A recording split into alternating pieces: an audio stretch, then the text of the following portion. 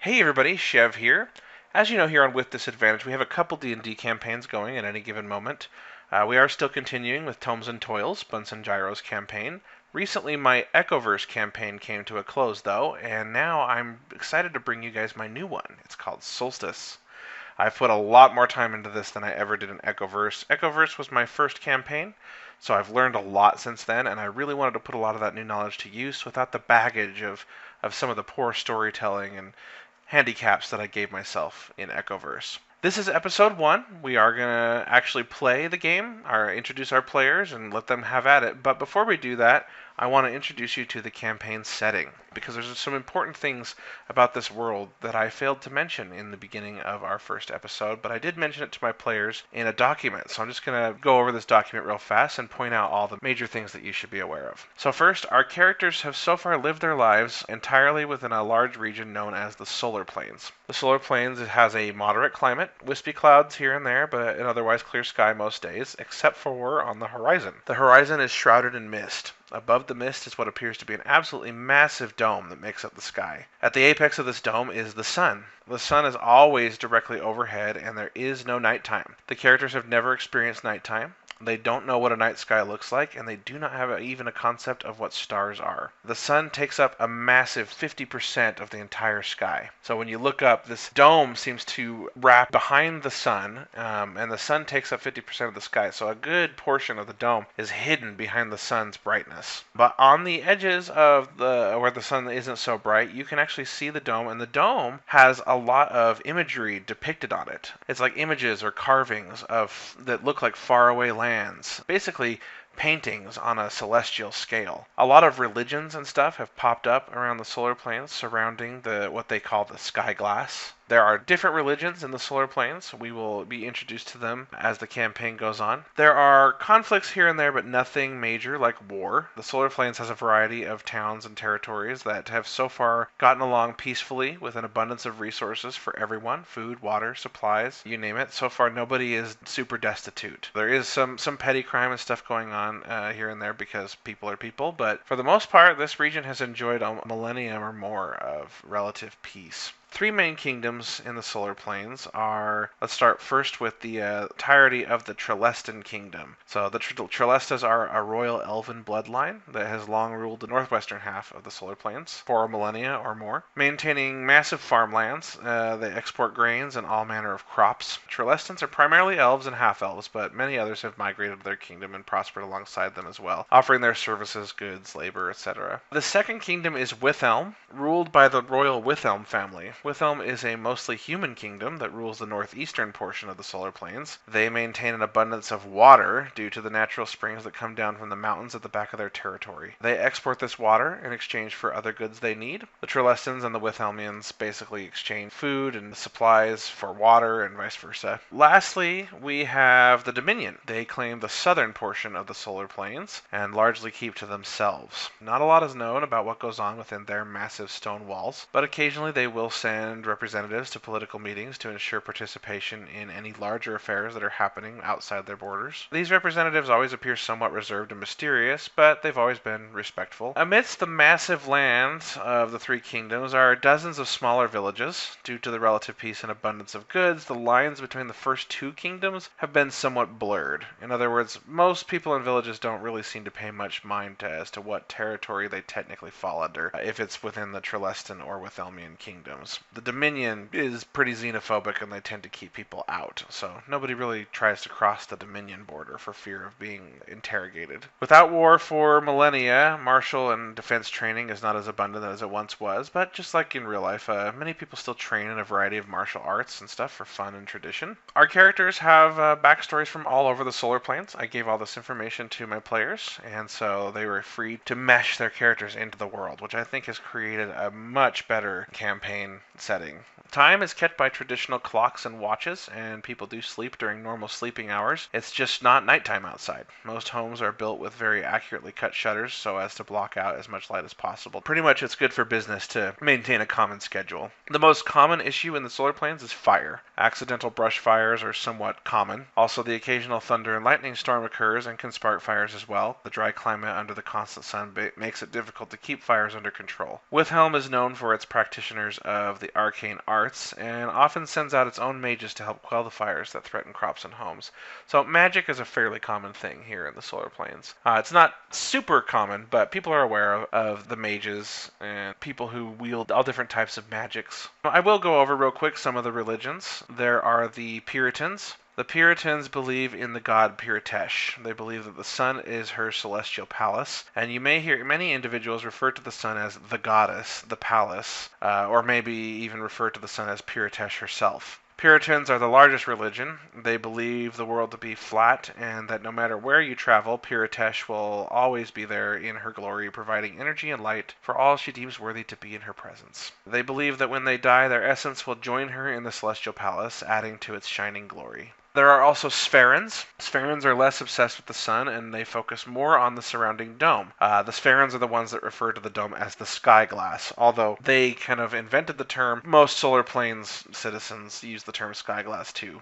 Over time, it's kind of become the adopted term. They spend an inordinate amount of time studying the images depicted on the dome, massive intricate paintings or carvings depicting fantastical-looking places. Many believe these paintings were created by gods and represent real places that one could travel to if only they had the divine means to do so. Many stories and myths are told about these places. Most Sphärans believe that their spirits will travel upward to the sky glass upon their death, where they will be judged by a group of unnamed gods they call the Glass Keepers. Sphärans believe that those who are judged worthy will end up in the most divine region of the sky glass, directly behind the sun in the regions that are hidden by the sun itself. They believe that the glass keepers hand out judgments in degrees, and those less worthy than others end up in the farther away outer regions of the sky glass that are not blocked by the sun. In contrast to other religions, Sphära is the only major religion that holds the belief that the mortal world is round rather than flat. So that's an interesting point to keep in mind. Devout Puritans and Sphärans have been known to have heated debates over their beliefs, but the relative prosperity that the solar planes have enjoyed for more than a millennium tends to keep people from getting too heated.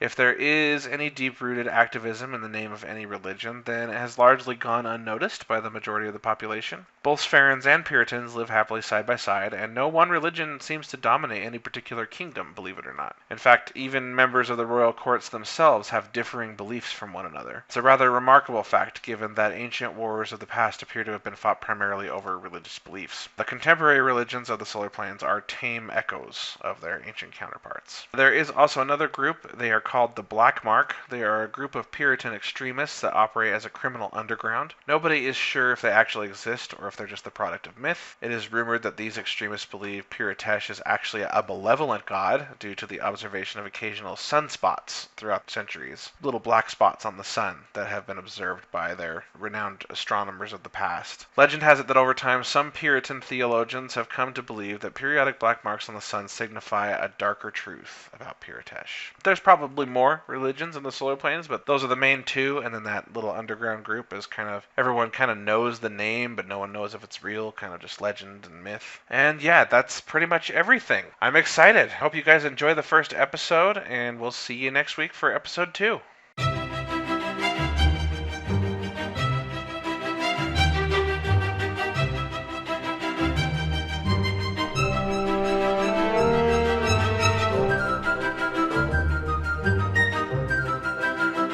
Hello everybody, and welcome back to another episode of With Disadvantage.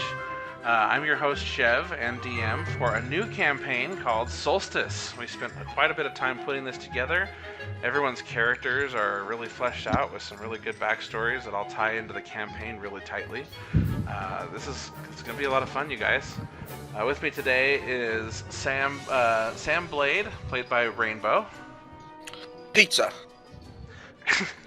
Ottovon, played by PJ, or Das Pigeonheigl, or whatever the hell you go by these days. Here. Marina Vitae, played by Bunsen Gyro. Bonjour. And Kelgion, played by Deranged Plague. DC Rono, everyone. Elora Wakuda, played by Mirama. How's it going? And Dragthar, played by Codeman. Hello. Welcome, guys. Are you excited? Hell yeah. I think one of us used more than one word, though. Oh yeah, you're Kelgion, you are automatically disqualified, so please disconnect. From Your character Okay, bye. All right, so we find ourselves on a as usual here in the Solar Plains, a hot summer day. we find Audubon, who is a, hold on, I did not take note of your appearance. Let me, Oh my gosh, I forgot to upload it. Brown hair, blue eyes, white skin. okay. 6 feet tall. Okay, I'm gonna go ahead and just move this ampersand over to Red Crag here, and we find ourselves in Red Crag. So you guys can keep that map open for reference if you want. I'm gonna pull up a new map for y'all. Audubon, you find yourself coming into town here in Red Crag. It's pretty busy.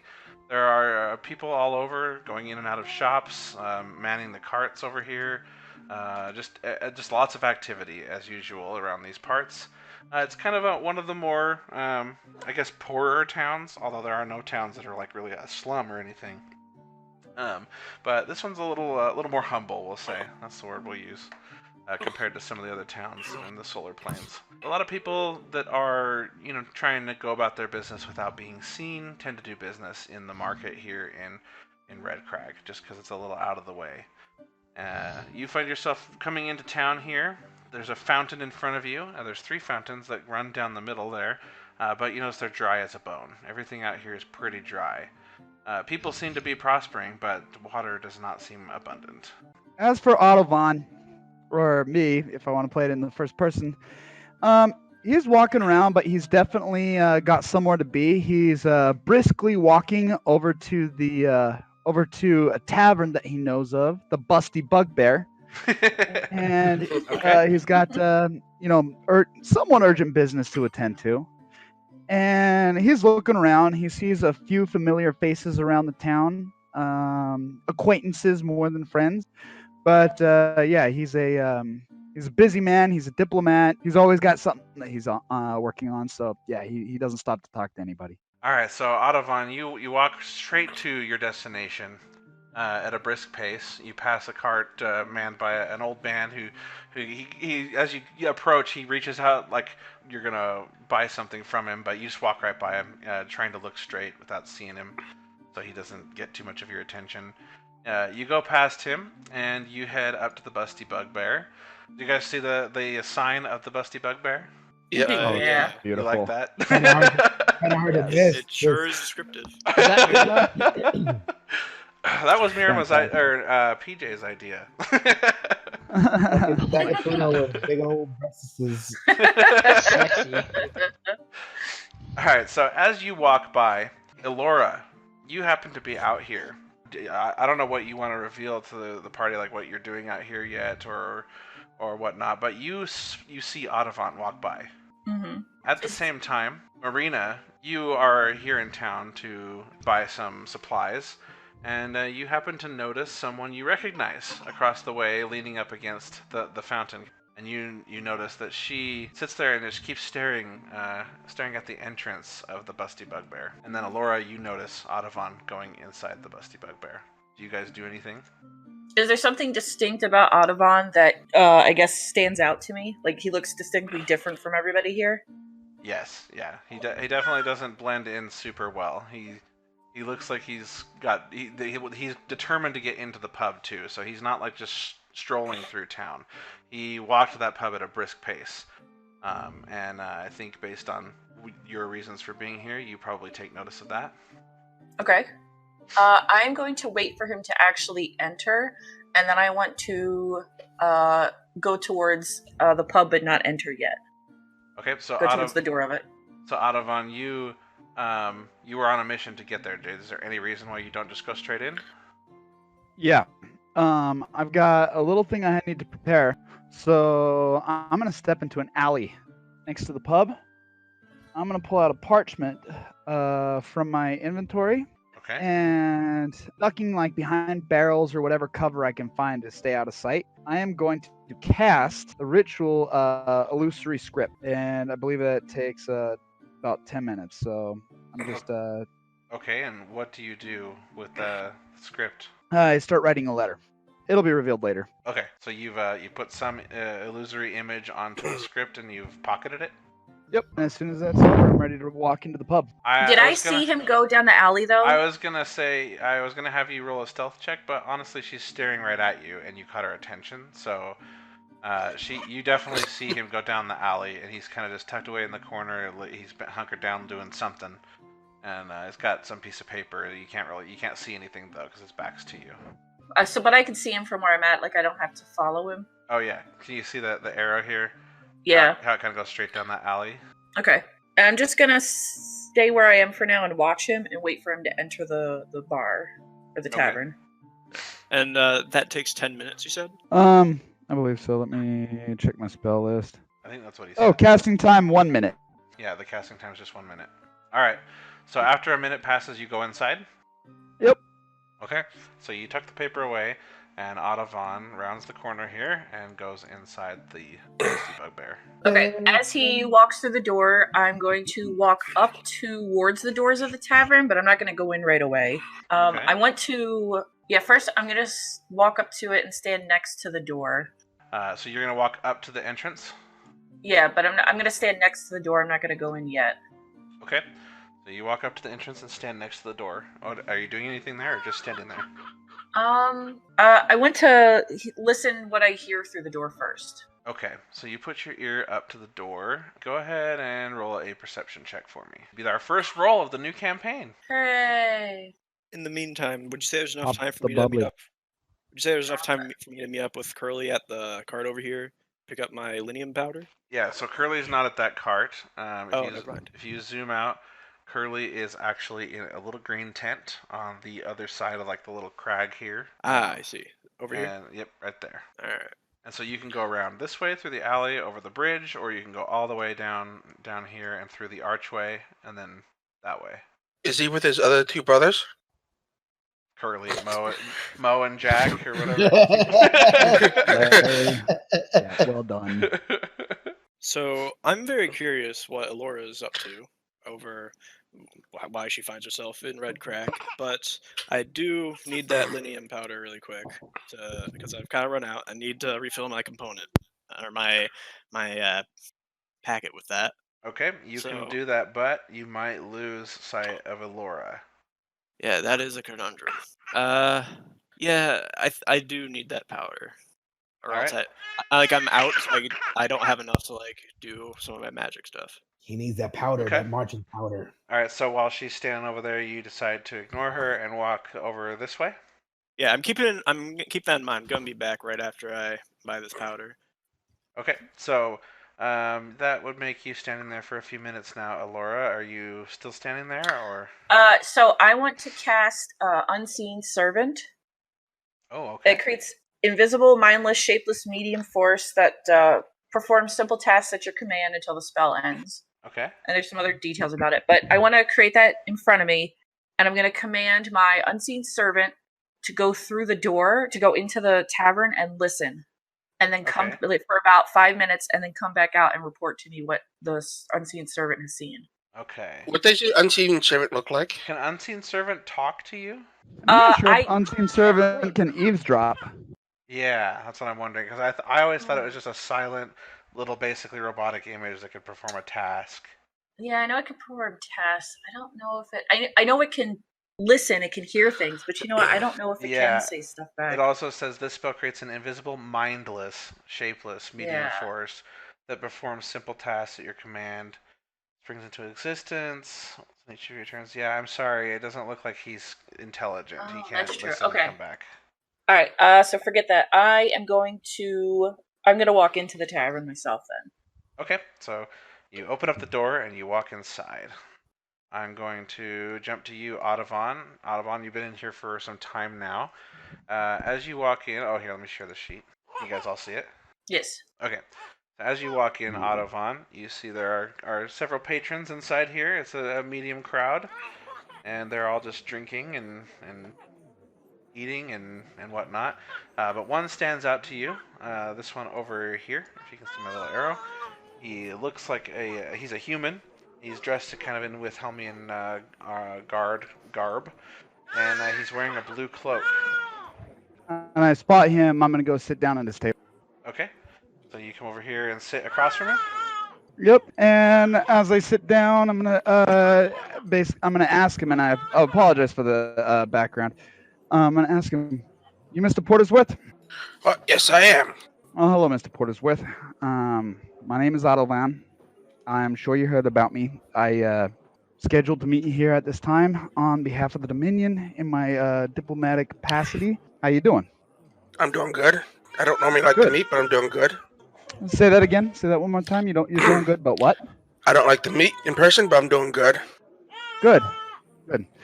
So I understand why you're nervous about this, and let me assure you, I share your passion for discretion. So I'm going to make this quick. I'm going to make this short. I'm going to make this sweet. Okay, So stop right there for a sec.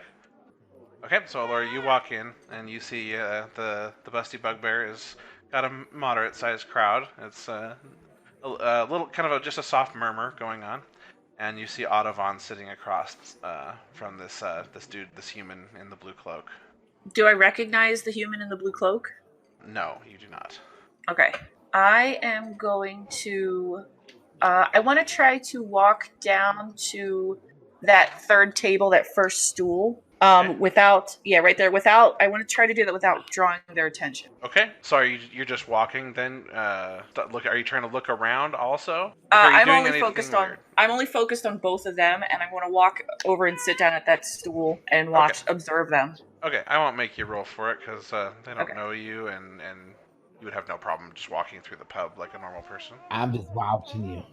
Although you do stand out with some of your robes, but folk like you are not unknown around these parts. Everyone trying to travel the solar planes regularly. Did I say something funny? Just the way, just regular. You don't really stand out all that bad. What? I don't know. What did I miss? Enlighten me.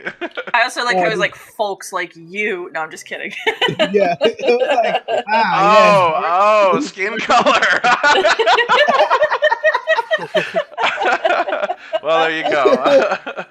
That's a very subtle dig. I was actually talking about the fact that she looks like royalty almost. She's dressed in these like really fine robes. But yeah, a black person comes in. I don't know how much. I don't know how much other people have seen in my background, but just a real quick thing is that Elora is very dark skinned, dark hair. She's also only 15, so she's really young. But Yes. that's adulthood, I guess. Whatever. Wow. She also wears these like teal blue robes that are very common of the family that she's in. And I mean, she looks like royalty, but she's not royalty. So that's the gist of it. Yes, that's why you're unique. Royalty. Yep. Also, it's very obvious, like you said, that you are a spellcaster. You dabble in the arcane arts. Okay, so I'm sitting. I want to sit here and try my best to overhear their conversation from where I'm at. All right, so go ahead and roll a perception check for me. Oh, That was a nat one. I thought it was a 1 at first. That's Okay, actually not too bad. Okay, so a 10. All right, so it's hard to make out what they're saying. You're maybe catching every other word. And then we'll jump back to you, Audavon. Now, Elora has walked in and sat over there, but you would have no reason to notice her in particular. She doesn't really stand out from the other patrons, so you continue talking. And so, Mr. Porter's with. Before we get any further, do you have the report? I hand him the report. Okay. So he hands you a piece of parchment with a little bit of twine around it. I'm gonna pocket it, and I'm gonna pull it, and I'm gonna look at it. I'm just a little bit nervous about looking it over in a public place, but there's nobody standing by me. Okay. So You pull it out and look at it, and it is a detailed report on the goings on inside Withelm, but also it's got a report on all sorts of goings on in the area. And one of the things it talks about is it actually mentions the reason that King Withelm seems paranoid lately. It says that King Withelm is convinced that there's going to be a Dominion invasion on Withelm. Because he's received intelligence reports of his own from his own people that they believe a rogue or an insurgent group of Dominion members have been meeting secretly throughout Withelm in different places and trying to basically poison the minds of people within Withelm against the Withelm family. Gotcha. So I'm reading this over with great interest, and at the end, I'm going to say, thank you, Mr. Portiswith. This is great intel, and I'm sure that Queen Nero is going to be pleased. I knew we could place our faith in you. And before we get any further, while I'm on the topic, I'm going to read. I have a letter from Queen Neral herself about a little bit more that the Dominion would like to ask of you. I understand that you wanted to be finished after this report, but you'll see at the bottom that the Dominion is willing to compensate you most generously. And I hand him the letter. I take the letter and I say in Elvish, I'll take a look at it. In Elvish? Mm-hmm. Okay. And then you speak Elvish, right, Audavon? Yes. Great. Are you looking it over? Yeah. And I'm gonna look at and I'm gonna look up to him. As you can see, it's most generous figure, and of course, I didn't show up empty-handed. Your chest of gold, should you choose to accept this endeavor, is locked away in a room where you can count every coin at your leisure. I say in Elvish, I think we can. Wait, before I say anything, what does the paper say? As money wise? It says basically in addition, for 2 more weeks of information, the Dominion Kingdom is willing to pay you a sum of 500 gold. It's easily a year of your guard's wages. I say in Elvish, I'll gladly take this on. Okay. Well, I'm glad we were able to meet the agreement. Have you had enough to eat and drink? Yes. Okay, then right this way, Mr. Portersworth. I'm gonna follow him. Okay, so he starts heading over here to these stairs, basically, that lead down into the back area of the pub here. So as Audavon goes down the stairs, you're going to follow him down the stairs? Yep. Okay. You follow him down the stairs, and as you step in, you notice that this looks quite strange. It definitely looks like a cellar, not like a place where you'd want to count your money. Someone could come down here at any moment, but maybe you guys just got to do it quick. I don't know. Elora, you watch them both get up and walk to the back and head down the stairs to the cellar. Yeah, the second that they stood up, I also stood up and followed behind them. I just want to stand at the top of the stairs and see if I can hear anything. Okay. How much of their conversation would I have been able to have caught with my previous check? Let's see. So you gathered enough to know that that was a one of many meetings, and you heard them talking about King Withelm being paranoid. Okay. Which you also know he's been being paranoid, so... That's my new check. That's for perception? Okay, perfect. Alright, yeah, so now you're able to hear pretty clearly at the back here. I was actually going to give you advantage, but that's plenty. Because you can just... It's much quieter over here in the corner, and the only sounds coming out of the cellar are from these guys talking. So as you go down the steps, and you guys are talking, Audavon, you head over here to the side, right? Yep. Okay. And you follow... I'm gonna follow, but I'm gonna do my best to avoid all these tarps. Okay. Yeah, I don't know. I stole this map online. I don't know what the hell that's supposed to be, but those are mattresses. Okay, so it's like a crime scene. let's see. What is your? Those are tarps that you shoot someone on, so you don't leave a lot of blood everywhere. Exactly. Whatever it is does look dirty. Roll me a perception check, Barris. I just go into skills, and then we're at perception, right? Oh, not one. All right. So you walk in, and right as you do, 3 assassins appear around you. There's one behind you, one just behind Audavon, and then one just to Audavon's right. And they immediately, all 3 grab you and grapple you. And at this moment, Audavon casts silence. Okay. I'm gonna try to shoot one in the foot. So you are right now. You are incapacitated, Rainbow. Okay. Actually, I should probably have you roll for the grapple, but you're going to be with disadvantage because there's so many of them. So go ahead and roll either acrobatics or athletics, whichever one you want. You don't have to roll with disadvantage. I'm going to roll with advantage. And what was your roll? Oh, yeah. You're rolling the right dice, right? I think I am. Yeah. Isn't that there? Yeah. Just making sure you're not rolling like a D8 or something. That's what every player wants. Rolling the right dice, right? Okay, yeah. So they easily grapple you and incapacitate you. So they're holding like these two over here are holding your she's got you from behind, and then this one's got your right arm, and then this one's got your left arm, and they're holding you pretty tight. So. Well, this character's gonna die out early. I know, right? Can you imagine? Okay, Autovan, do you say anything? Unhand me, you fiends. Autovan? Maybe he's muted. Maybe he's taking his kid to the bed. All right. Can I hear everything that's been going on so far with this? Yes, you can. Okay. He says hi.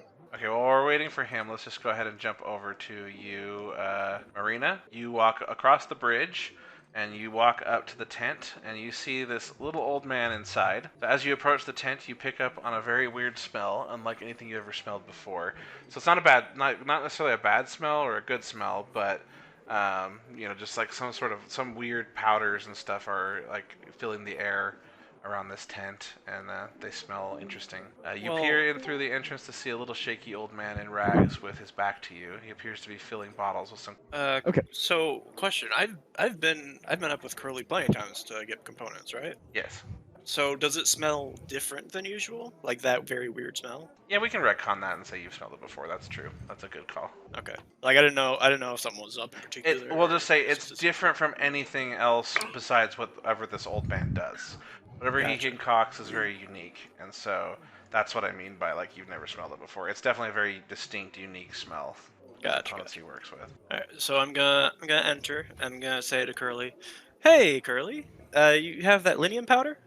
He just keeps pouring the red powder into the bottles. He doesn't even turn around. He doesn't seem to notice you. Is this normal behavior from him? Yes. Okay. I'm gonna. How far is he from me? Probably about 5 feet into the Alright. tent. I'm gonna walk up. I'm gonna sneak up behind him. Not trying to do anything mean, just wondering how close I can get to him before he notices. Okay. So you get right up behind him. He does not notice your presence. Alright, I'm gonna poke him on the shoulder. Okay. I'll go back and go, this is a robbery. All right. And he goes, "Whoa! Ah! You startled me! You startled me! Marina, it's good to see you! I've got a fine batch for you this week! Oh, thank you so much, Curly. Linium powder, yes? Yeah. Ah, okay." And he turns around and he rummages through like a bunch of little vials with corks in them, all sorts of different colors, almost like colored sand. And then he finds these ones that are like a whole bunch of lavender ones. And they're all nice in this little crate with like little holes for each of the vials. He puts a lid on it, and he turns around and he says, "Ah, only the best for my favorite customer." Have I paid for this in advance? If you want to say that you did, sure. Alright, then I'm just gonna accept it from him and say thank you. So, what's the mixture today? As I look at the red stuff that he was looking at. And so, what he's working on? Yeah. Yeah, and he turns to you and he just says, I'm trying something new. I think I've found a potion that can be mixed with water and will regrow small appendages. Small appendages? Penises Yes. grown back instantly. You just bathe in the water and it will regrow appendages. It's still in beta though. I'm not ready to release it to the public. Oh, so regrow things like lost fingers. What do you say? So regrow things like lost fingers then. Indeed, that's the idea. Sounds useful. Let me know if that works out. Huh? I said let me know if that works out for you. What? You gotta speak up. I said I said let me know if that works out for you. No, thank you. I'm okay. You paid in advance, remember?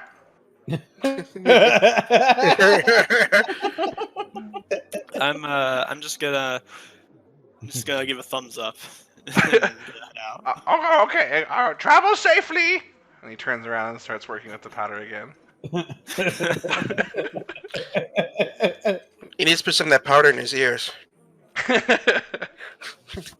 I don't know if eardrums count as appendages. I was just gonna say, apparently it doesn't regrow eardrums. Yeah. Just more ears sprout out from his ears, and he just has the hearing loss. I heard you like ears, dog, so I can put ears in your ears.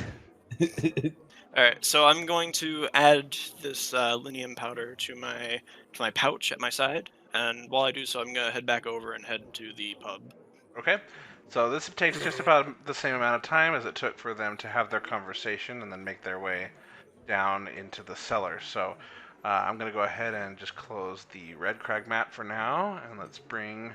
Okay, so you walk into the pub, and you begin to look around. Roll me a perception check. Alright. My first roll of the campaign. Yay! Woohoo!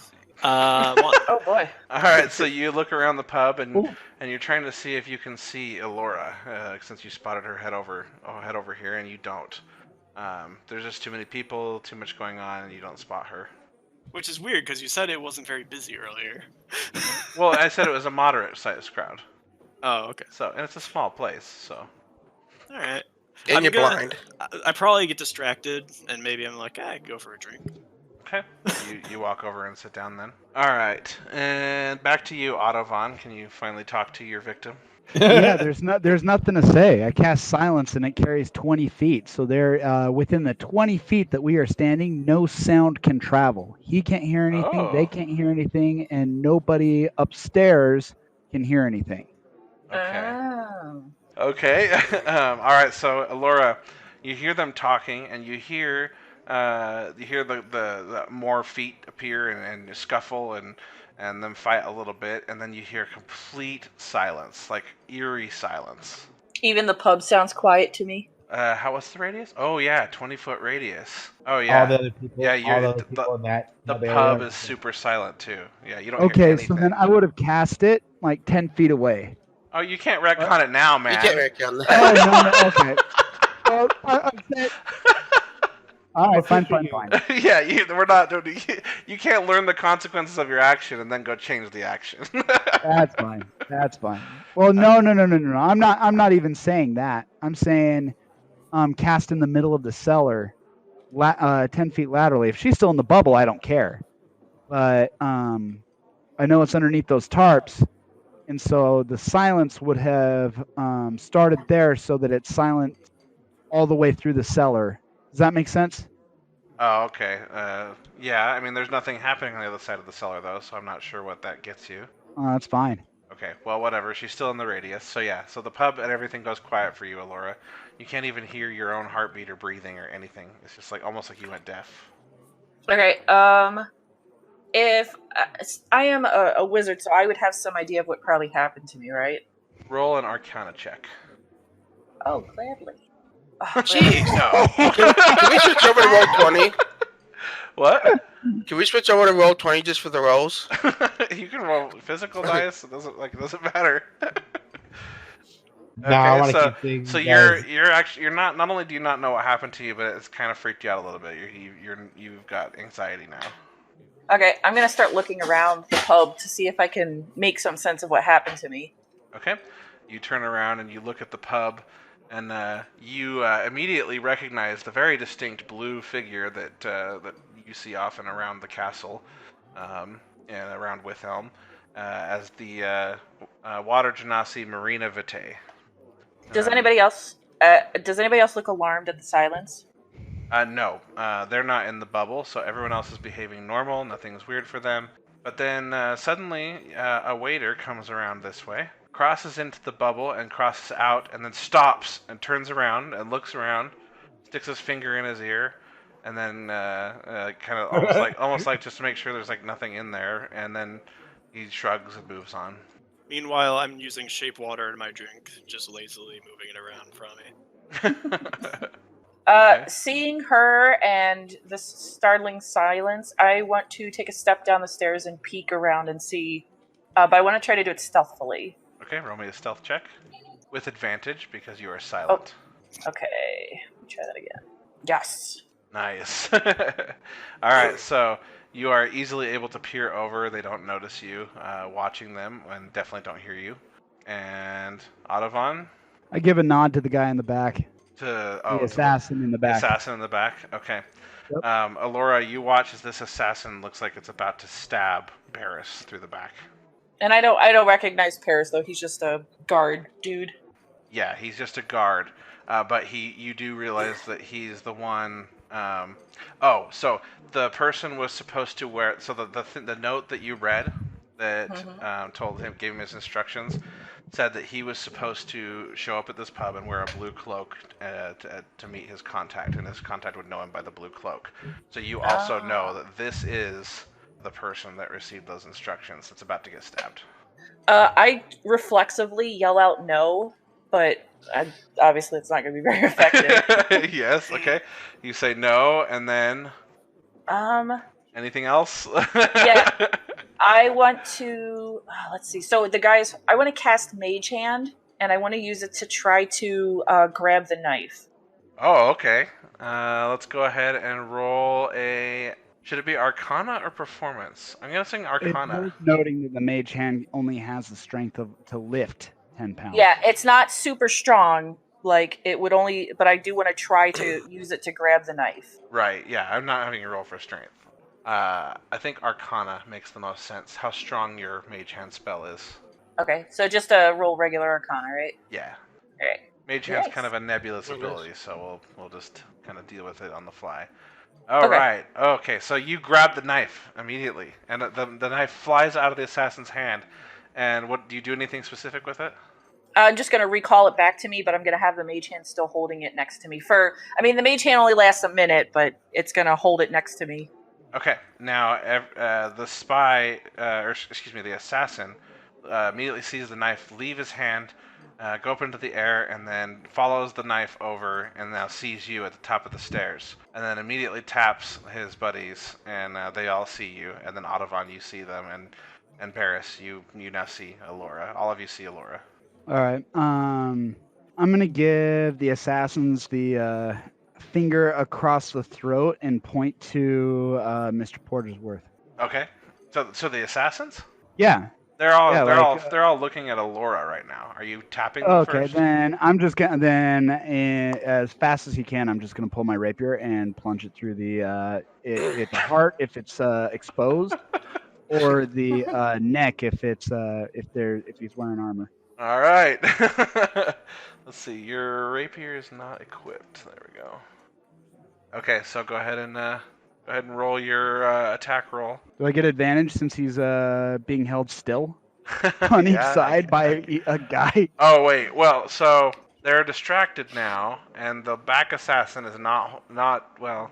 There's a guy on each side of him. They grabbed each arm, right? Yeah, that's fine. I guess you're trying to do this quickly, so yeah, they're still holding him while they're looking.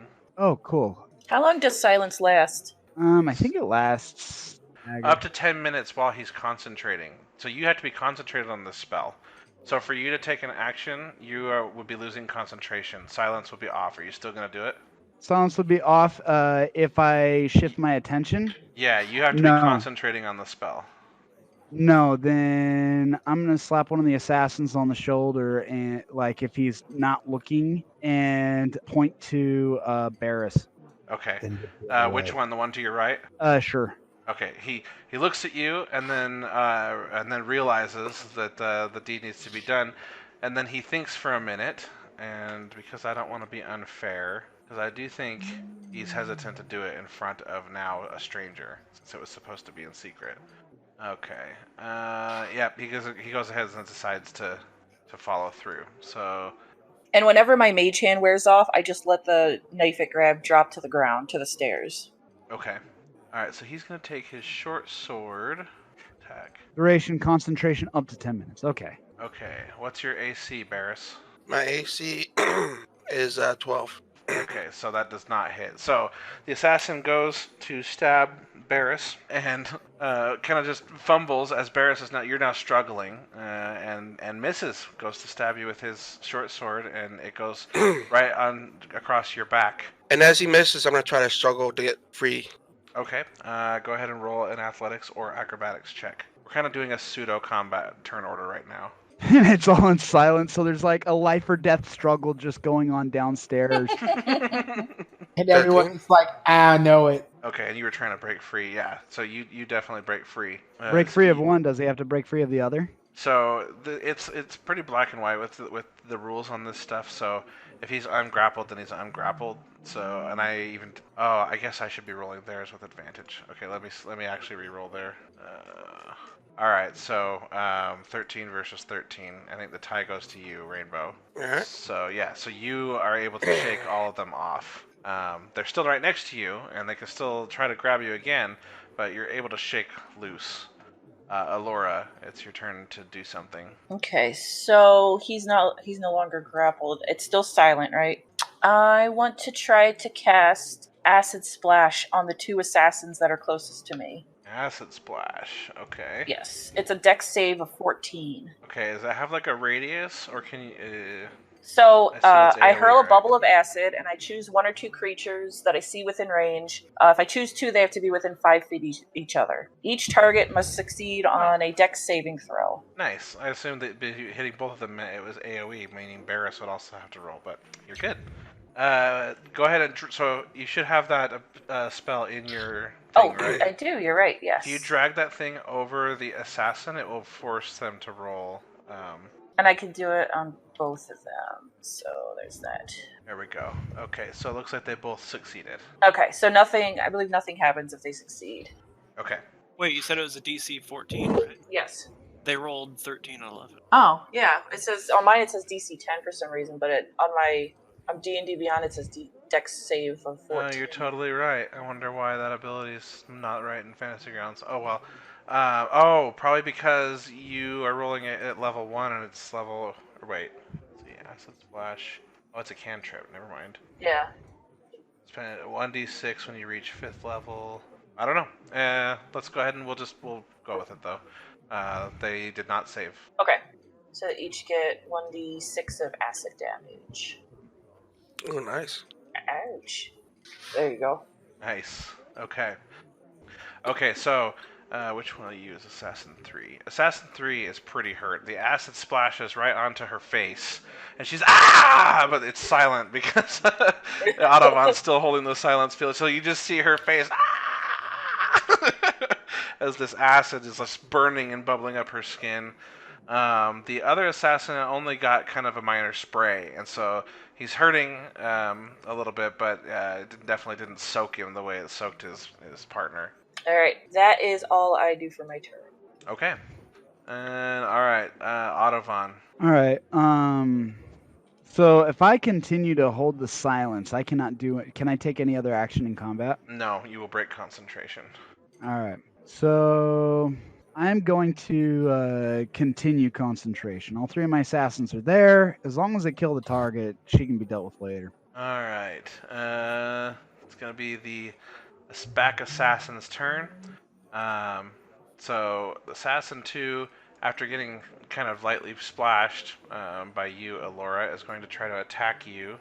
Yeah, I guess it'd have to be with his short sword. Okay, so he pulls out his short sword. Laura's still on the stairs, though, right? Yeah, he's definitely trying to poke up at her with the sword, like swinging upward, like towards her feet, probably. A miss. So because you're up on the stairs, it's got a rough time of it. It clanks against one of the steps, one of the wooden steps, or I guess these would be like cement steps, and kind of glances off. It doesn't make a sound though, but that you can imagine the sound it would have made. And then Assassin 3 also is focused on you after getting splashed with acid, and is going to do the same thing. Okay, and this time Assassin 3 manages to get you with one arm over his like burning eye and another arm on his sword. She manages to swing at your legs and cut into your left leg, which brings you prone. So you are now prone on the steps. The mage hand disappears and the dagger immediately falls down the steps. And then now Assassin 1. Are you still trying to gesturing, Autobon, at Assassin 1? Yes, still paying I'm attention like to you? furiously gesticulating, kill the target. Okay, I'm going to roll I'm a choice die pissed for at him. us, for the other him. two That's what they get assassins. for outsourcing. They weren't outsourced. That's the worst part. Alright, so actually I'm going to make him roll the roll, because now that his comrades are fighting Elora, he's pretty much resigned that you guys are just going to kill her too anyway. So he is going to swing at Barris. I'm going to roll it against your actual character. And that's a hit. So manages to hit you with his short sword. All right. You take 7 piercing damage. Alright. And mark that on your sheet. Alora again. Now standing up takes all of my movement speed, right? Or is it half? I can't remember. Half your I movement. think it's half. It's half. Yeah. Do I not get a turn or? Oh, yeah, Barris, you get a turn. Whoops. Sorry, my bad. Alright. Oh, what are you rolling Oh! for? I hit him with a bow. Nice. A crossbow. All right, roll your. Oh wait, crossbow. If you're at melee range and you're shooting with a ranged weapon, you have to roll with disadvantage. Do Oh. I hit him again? Yep. Yep, you got to roll again. Okay. Still hit. So it's still a hit. So Barris, hit, in the but it's not a commotion, critical. pulls out his crossbow and shoots you for a total of 9 damage. Does that break his concentration? Yes, it does. Damage breaks concentration. So immediately, the spell drops, and now you can be heard.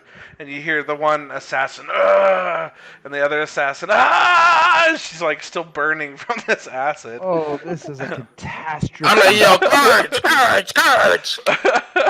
And now Barris is yelling, "Guards, guards!" All right, roll a performance check for me, Barris.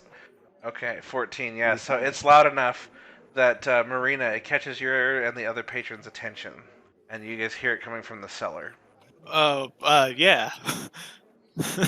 Okay. Yeah.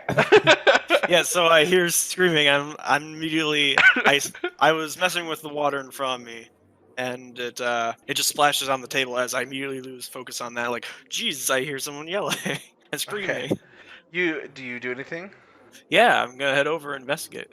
Okay, so you run over, and 2 other patrons also run over that were sitting at the bar, and they're looking, and the other ones are just kind of looking on, waiting to find out. Also, the waiter is over here. I don't have a token for him, though. Okay, so Barris, was that it for your turn, I assume? Yep. Okay, and then Elora. Okay, so I noticed all these people run over, and I also noticed that the silence is gone. I, without realizing who is next to me, first of all, I want to stand up, and then I'm going to turn and yell that, someone is killing someone down there! Hurry, guards, help! So you turn around and you scream this right into Marina's face. Oh, as soon as I could yell it, and then as soon as I realize Marina's there, I kind of take a gasp, like, oh, Marina, I need your help! Okay. What's happening? There's a man down there. There's there's 3 assassins and another man, and I'm having a very hard time describing this because I'm also in pain because my leg is bleeding. And then I point to my leg, and I look like I'm going to start crying because I am a sensitive girl. So I would like, if I can at the moment, I would like to immediately get to work and cast my spring water healing spell on the wound. Okay, so go ahead and if you drag that roll over Elora, it should heal her. I don't think I actually took any damage. I don't think you rolled damage for that guy's thing. It just knocked me prone. Oh, you're right. I must have forgot to roll damage. All right, that's fine. We'll just say since it was the angle, I just knocked you prone. It's fine. Okay. When she, I would also like to use the rest of my movement to move away from the area because now shit's gotten real and I don't want to be here anymore. Okay. So you moving out here? Yeah. Okay. You move behind some of the patrons out here who are still concerned. You get a couple guys here are right behind you, Marina, and they're like, "Go, let's get down there!" And they're trying to push past you. Do you let them pass? Yeah, I'm kind of like in the commotion. I kind of let my feet follow where they're kind of pushing me to go. So Okay, so they kind of push you down the stairs. You get about this far, and you see immediately what's going on. You see an assassin woman with a kind of a burned face. She looks half elf. You see a human who's got some acid burns on him. And then you see another assassin who just looks bewildered. And Ottovan and Barris, you see them there too. So now it would be Ottovan's turn.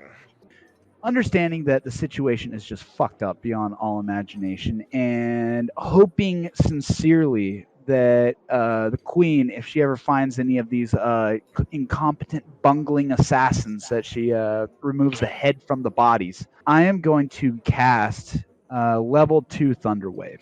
All right, so all 3 of the assassins need 2, so let me do that. There's assassin 1. I got a assassin 14. 2, Assassin 3. What was the DC? The 13. 13. Okay, so 2 of them save, and one of them rolled a 1, and is immediately obliterated by the thunder wave as he's thrown against this back wall. Okay. And then what about the 2 guards and So I So did they not take any damage if they save? if they save, they take half the damage and they're not flung. If they fail to save, they're flung 10 feet and take the full damage. Okay, so what's the damage? So I can do half of it to these 2. 21. Well, I'm dead. Thank you, PJ. Yes.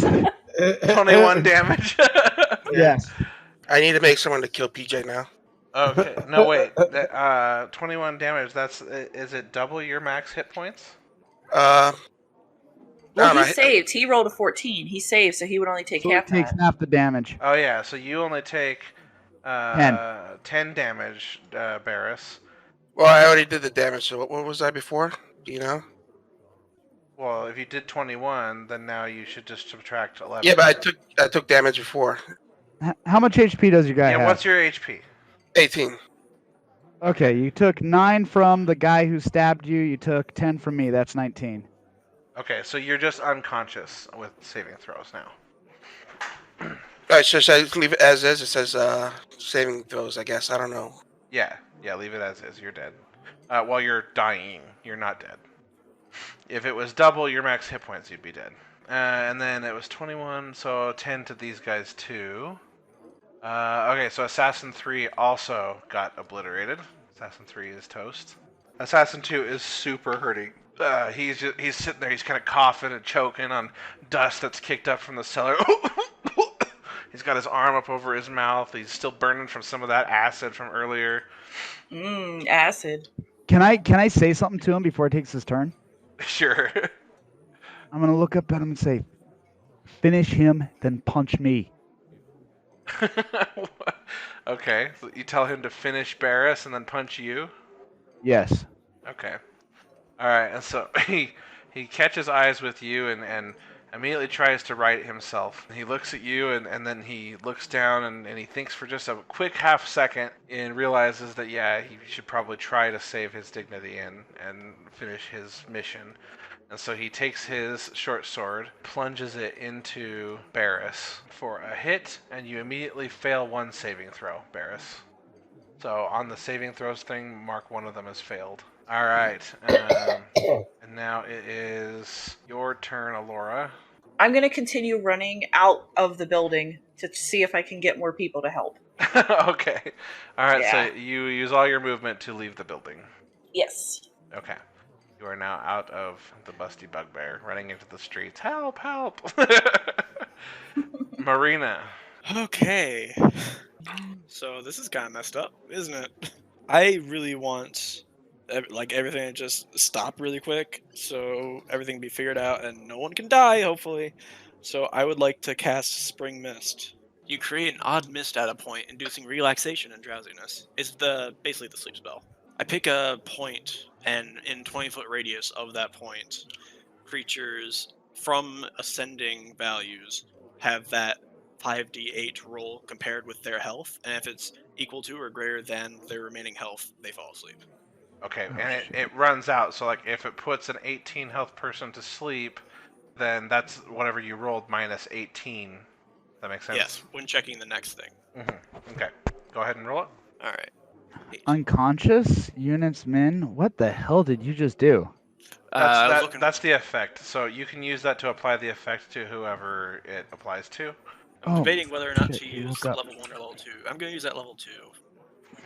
Okay, that adds an extra... 2. I rolled a 34. That's funny. Alright. You rolled a higher roll than you did with the d10s. Okay, so 34. How many? Okay, so starting with... Assassin wait, 2. where's the center point, first of all? Against this wall, so I don't get these people to fall asleep or myself asleep. Oh, okay. Alright, so starting with Autovan then. How much... what's your hit Autovan points? is already... Autovan is at 0, so... No, that's Barris. Autovan's not 0. Oh. Barris is this guy. Yeah, I thought that's who you're referring to, my bad. No. Would it start with Assassin 2 since he has the least health? Oh, does it start with the person with the least health? Yeah, it starts with the lowest and goes up from there. Oh, okay. So Assassin 2, yeah, has 3 health. Barris, you're already asleep. And then Ottovon, how much health do you have? 12. 12. The tone of voice! Assassin 2 goes...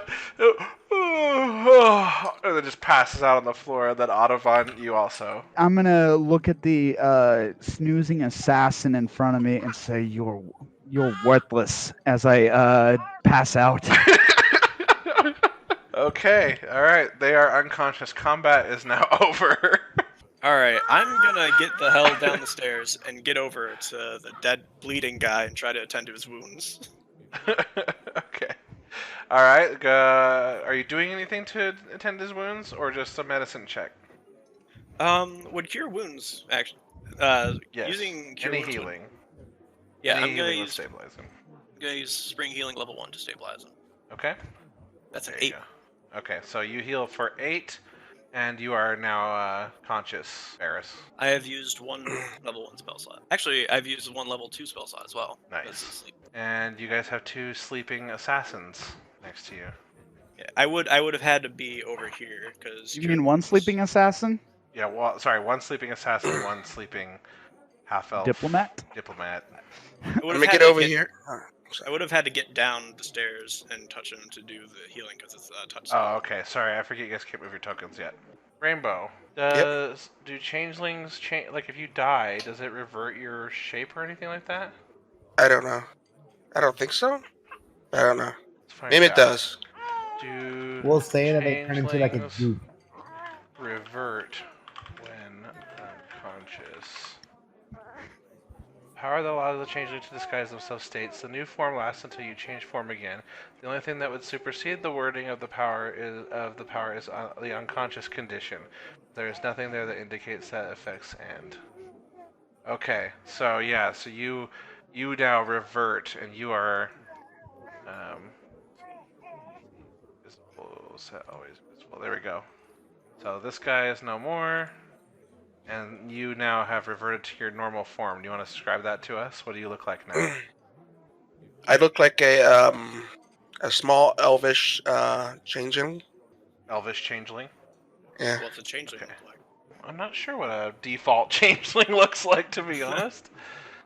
So kind of, yeah, it actually is sort of elf looking. Kind of pasty white hair, normally. But I'll let you, honestly, Rainbow, you decide what Sam Blade's default appearance looks like. Oh, I'm gonna say he's a male. He's I want it to look like gelatin. he's 30 in his 30s.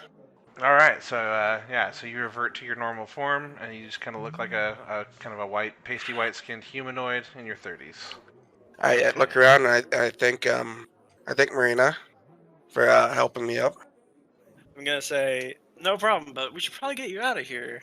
I follow they her. aren't gonna stay asleep for too long. I'm gonna follow Marina.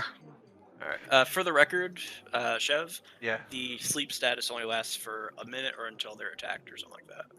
Okay, and then also, can they be woken up? Was the next thing I was going to ask you. I'm pretty sure at low levels, sounds can still wake them. Each creature affected by the spell falls unconscious until the spell ends. The sleeper takes damage, or someone uses an action to shake or slap the sleeper awake. Oh, okay. All right. So you guys leave? Yeah. Yeah. Okay. Those other guys, now that you put them to sleep and there's no danger anymore, they're not interested in brawling anymore, so they just like walk up the stairs all dejected looking. Oh, I thought there was gonna be a fight. Have I managed to find anybody to come in, like as far as guards or anything like that? Yeah, so I was just gonna jump to you. You are out on the other map here, in the streets, shouting, "Help, help!" And you've got 2 raggedy-looking guards. They just kind of have like these little like daggers and swords on their belts, but they look pretty grungy, like they've been out hunting or something. And they're like, this one guy comes up to you and he said, "What's the matter?" I point towards the busty bugbear and I say, "Down in the basement of that tavern, there's 3 men and 4 men. They're trying to kill another guy." You talking about assassins? There's Yeah. assassins in the busty bugbear, not my busty bugbear, and they run into the straight into the pub. I'm gonna follow directly behind them. Okay, and just for simplicity's sake, I'm gonna put you in the pub, and I'm gonna use just some tokens from inside there. We'll just use those two guys again. We'll say they're the assassins, or the guards? The guys, The assassins. So you come running in, and they come up here, and they see you two. You said the cellar, right? As he turns around to you. Yeah, I keep pointing down to the basement. Okay, and as they come up, you guys round the corner, Sam and Marina. They're immediately like, "What's going on down there?" And what? I say, there's something going on down there. This person was about to die from assassins, but I put them to sleep, and they're still down there. They might not be asleep much longer, though. You what? You mean you sung them a lullaby? Sure. You should probably get down there, though. All right, move out of the way, and they kind of shove you to the side. They run down there. And No. I like how I waste no time trying to explain. Like, yeah, sure, I sung them a lullaby. and the other guy that's with him is like, "It does look like they put them to sleep, man." And he's like, "Yeah, I guess she wasn't kidding." This guy kicks the assassin in the head. Does that cause a roll or anything to wake him up? No, the act of being. Let's see. I'll read Okay, yeah, like, were we asleep the entire time that it took the guards to get there, or did we wake up any time before then? So that was happening while that was all going down. So yes, they come running in like right as you guys fall asleep. Yeah, creature affected by a spell falls unconscious until the spell ends. The sleeper takes damage, or someone uses an action to shake or slap the sleeper awake. So yes, that would probably wake them up. Okay. All right. So Assassin 2 stands up and it's like, "Oh, my head." And he's like, just kind of slowly gets to his feet. It's looking really rough. He's pretty mangled. And what happened?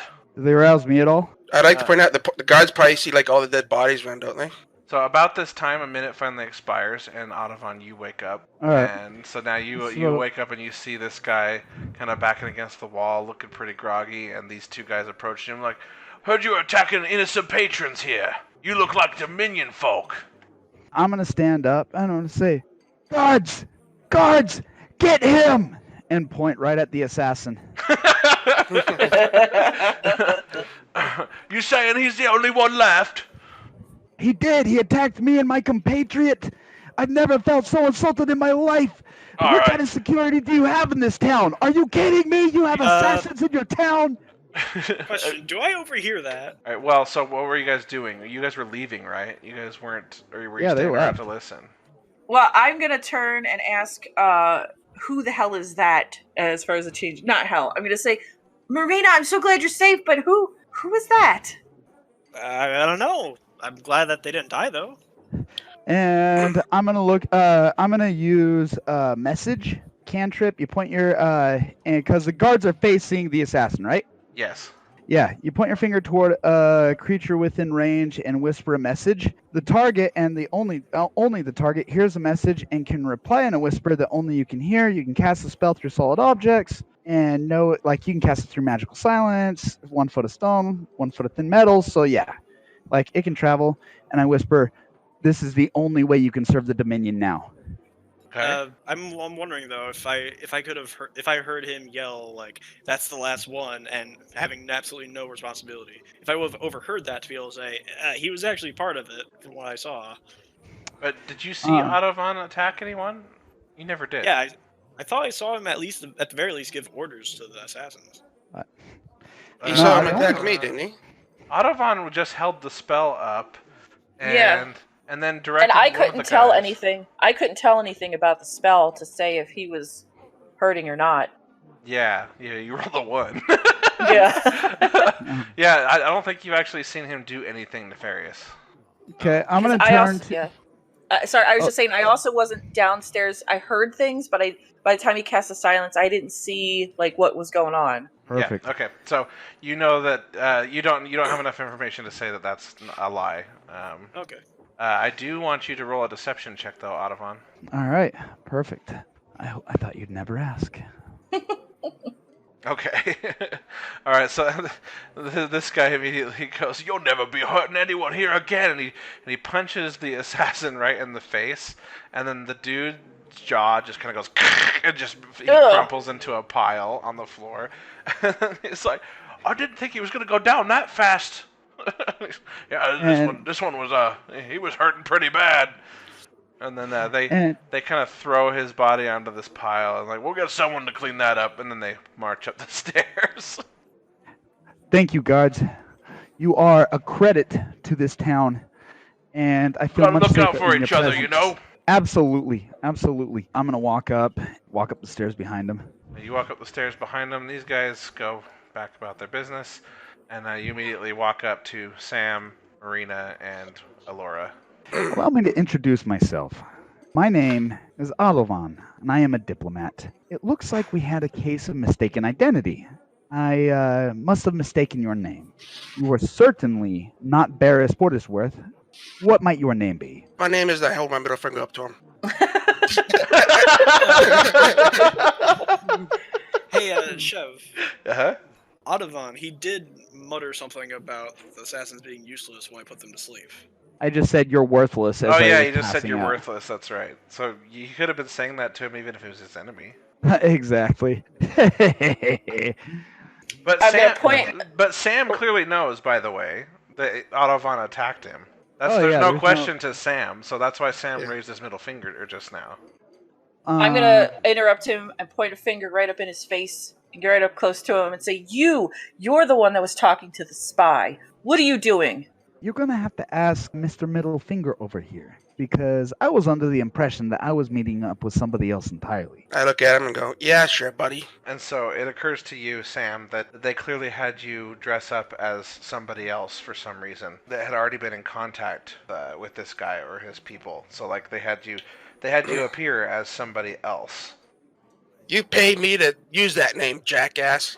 I didn't pay you to use that name. Somebody else may have paid you to use that name, but I had no involvement. I was sent here to meet with somebody named Barris Portisworth.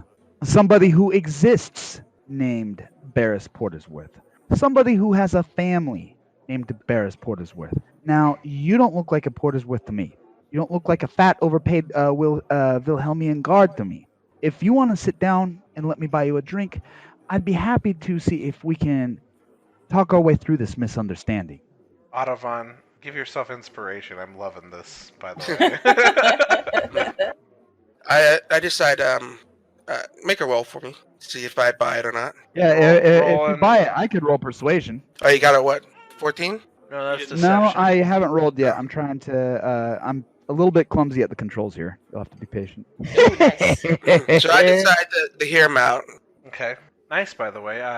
Asking for a roll from another player. I can see that I may have distressed the other two of you. So if you would like to have a drink at the Dominion's expense, please join me at that table. Would that persuasion affect us as well? I'm not trying to persuade them. I don't care if they join me or not. I just, to be polite and courteous. I'm gonna say no because it's Sam saying it's basically Rainbow saying I don't know if Sam would listen to him or not, and then he asked him to see if he persuaded him, but it had nothing to do with you two. So you guys can decide on your own.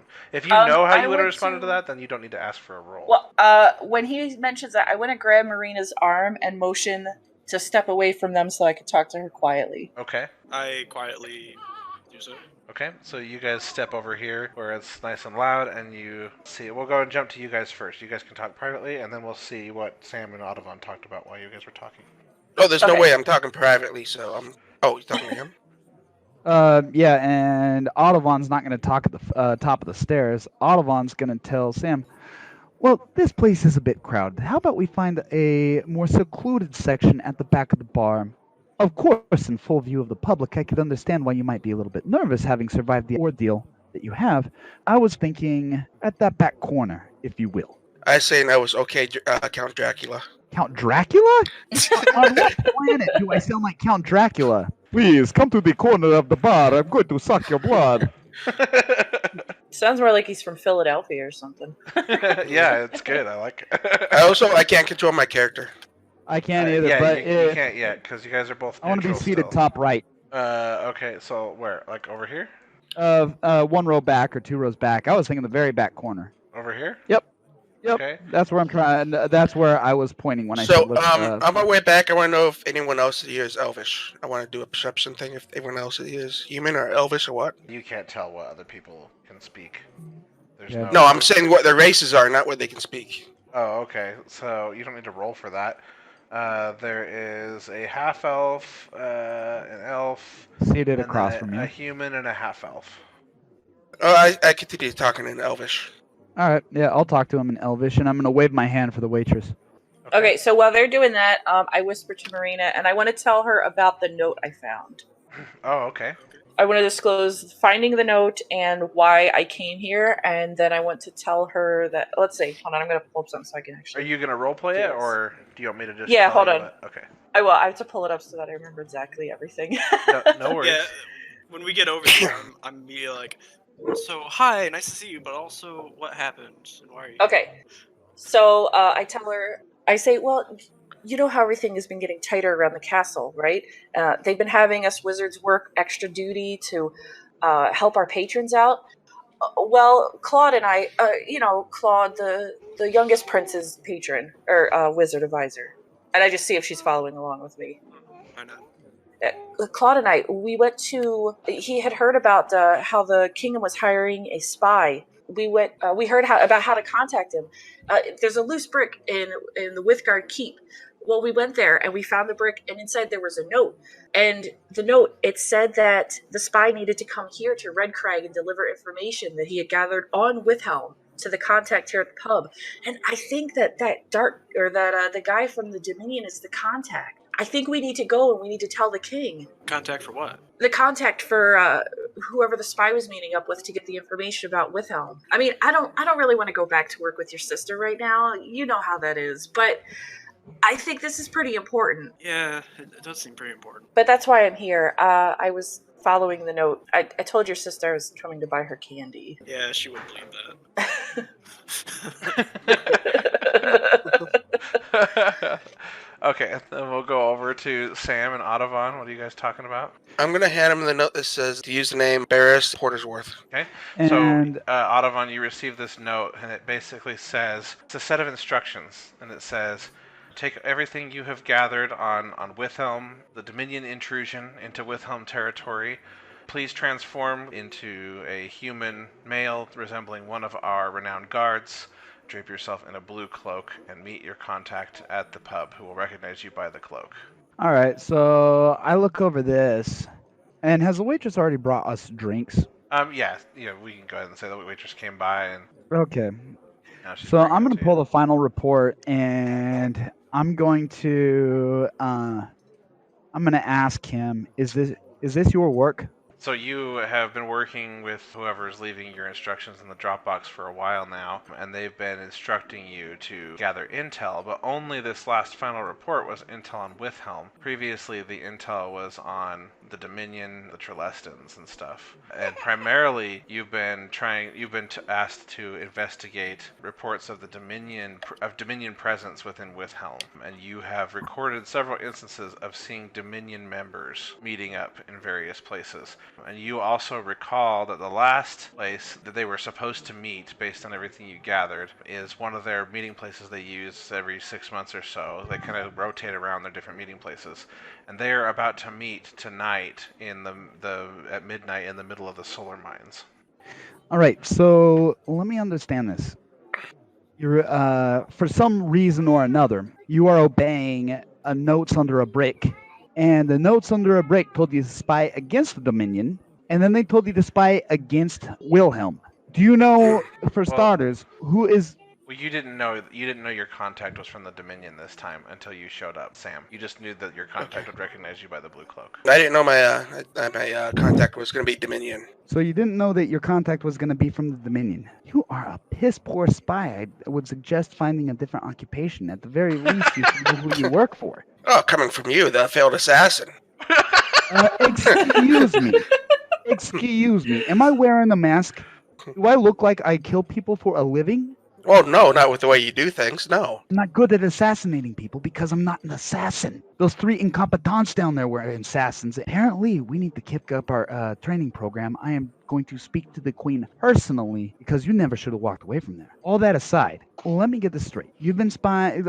Who? So before you were spying for the Dominion, before you were spying on Wilhelm, you know who you were working for? Nope, I never do. All right, and I like it that way. were you working as a guard in Wilhelm at any time? Wilhelm. Was I? No, you never were. You've always been a spy.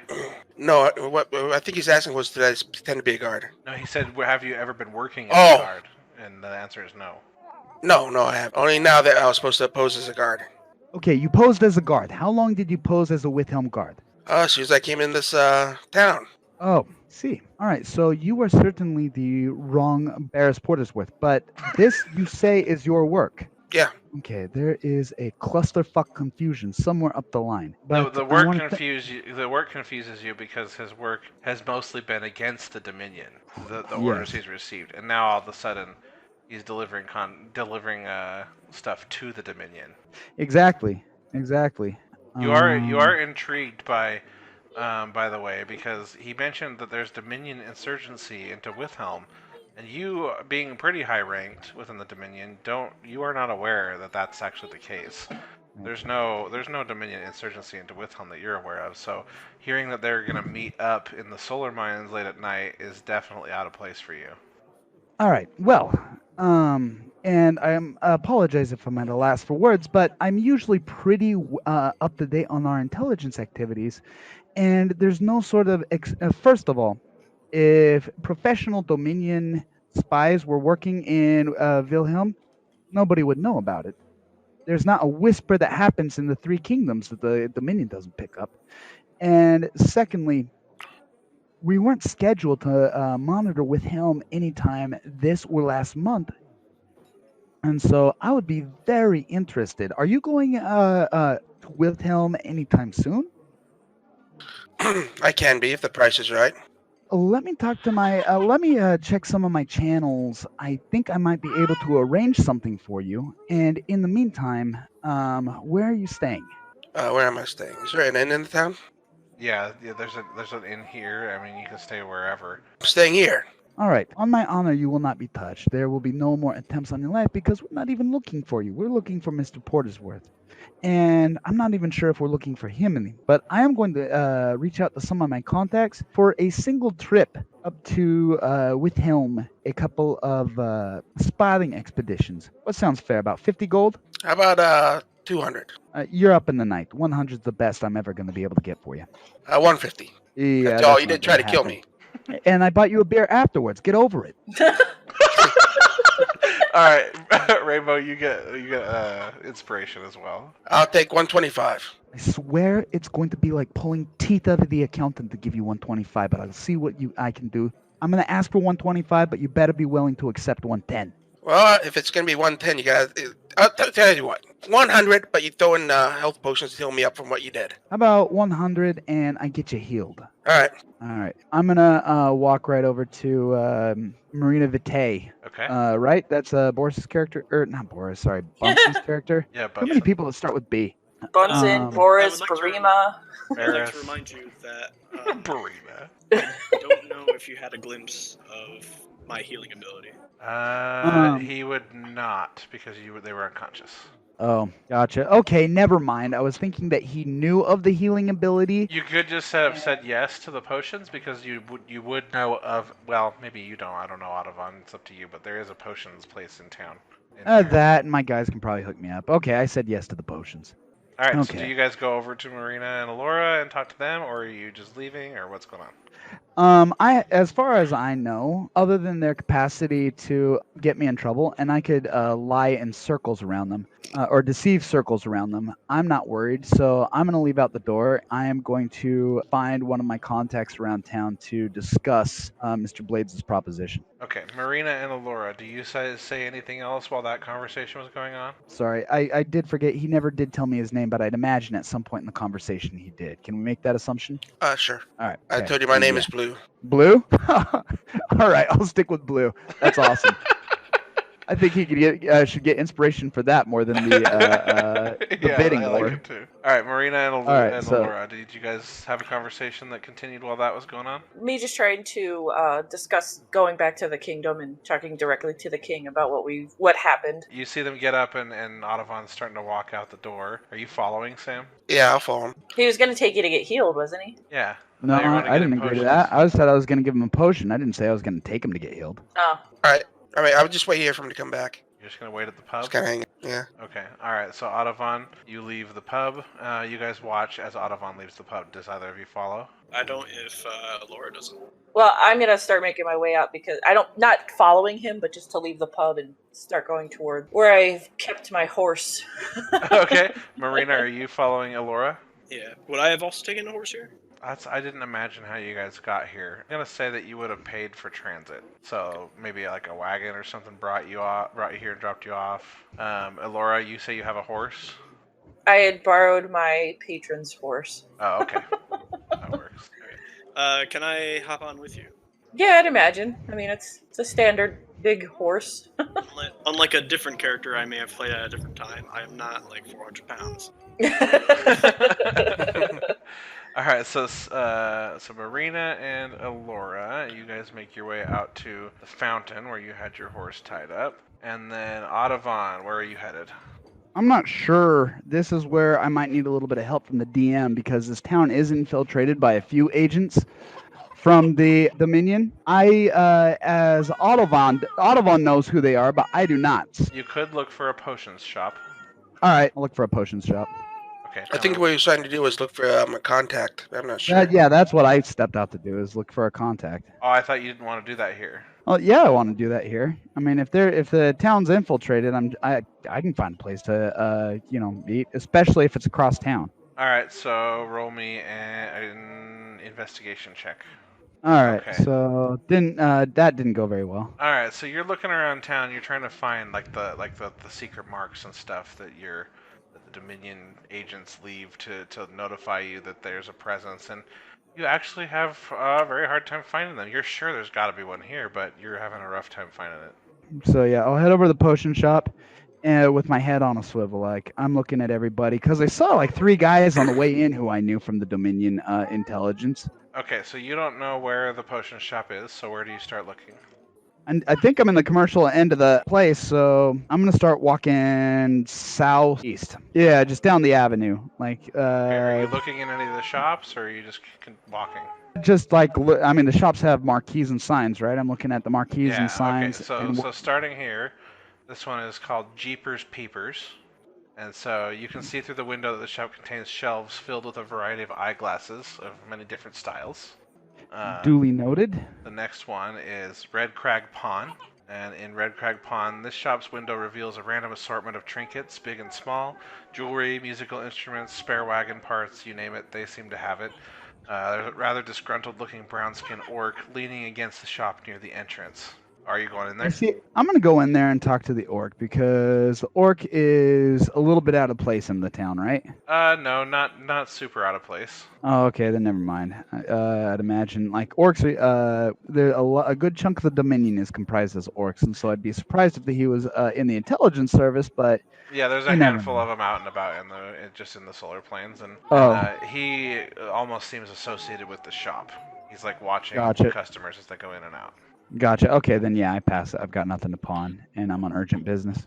Okay, and then the next one is Discount Grain. So you watch a customer come out, and a line of ants scatters as opening the shop door disturbs their coordinated march. The shop appears to offer an abundance of foodstuffs, but most of it seems to be remarkably bad quality.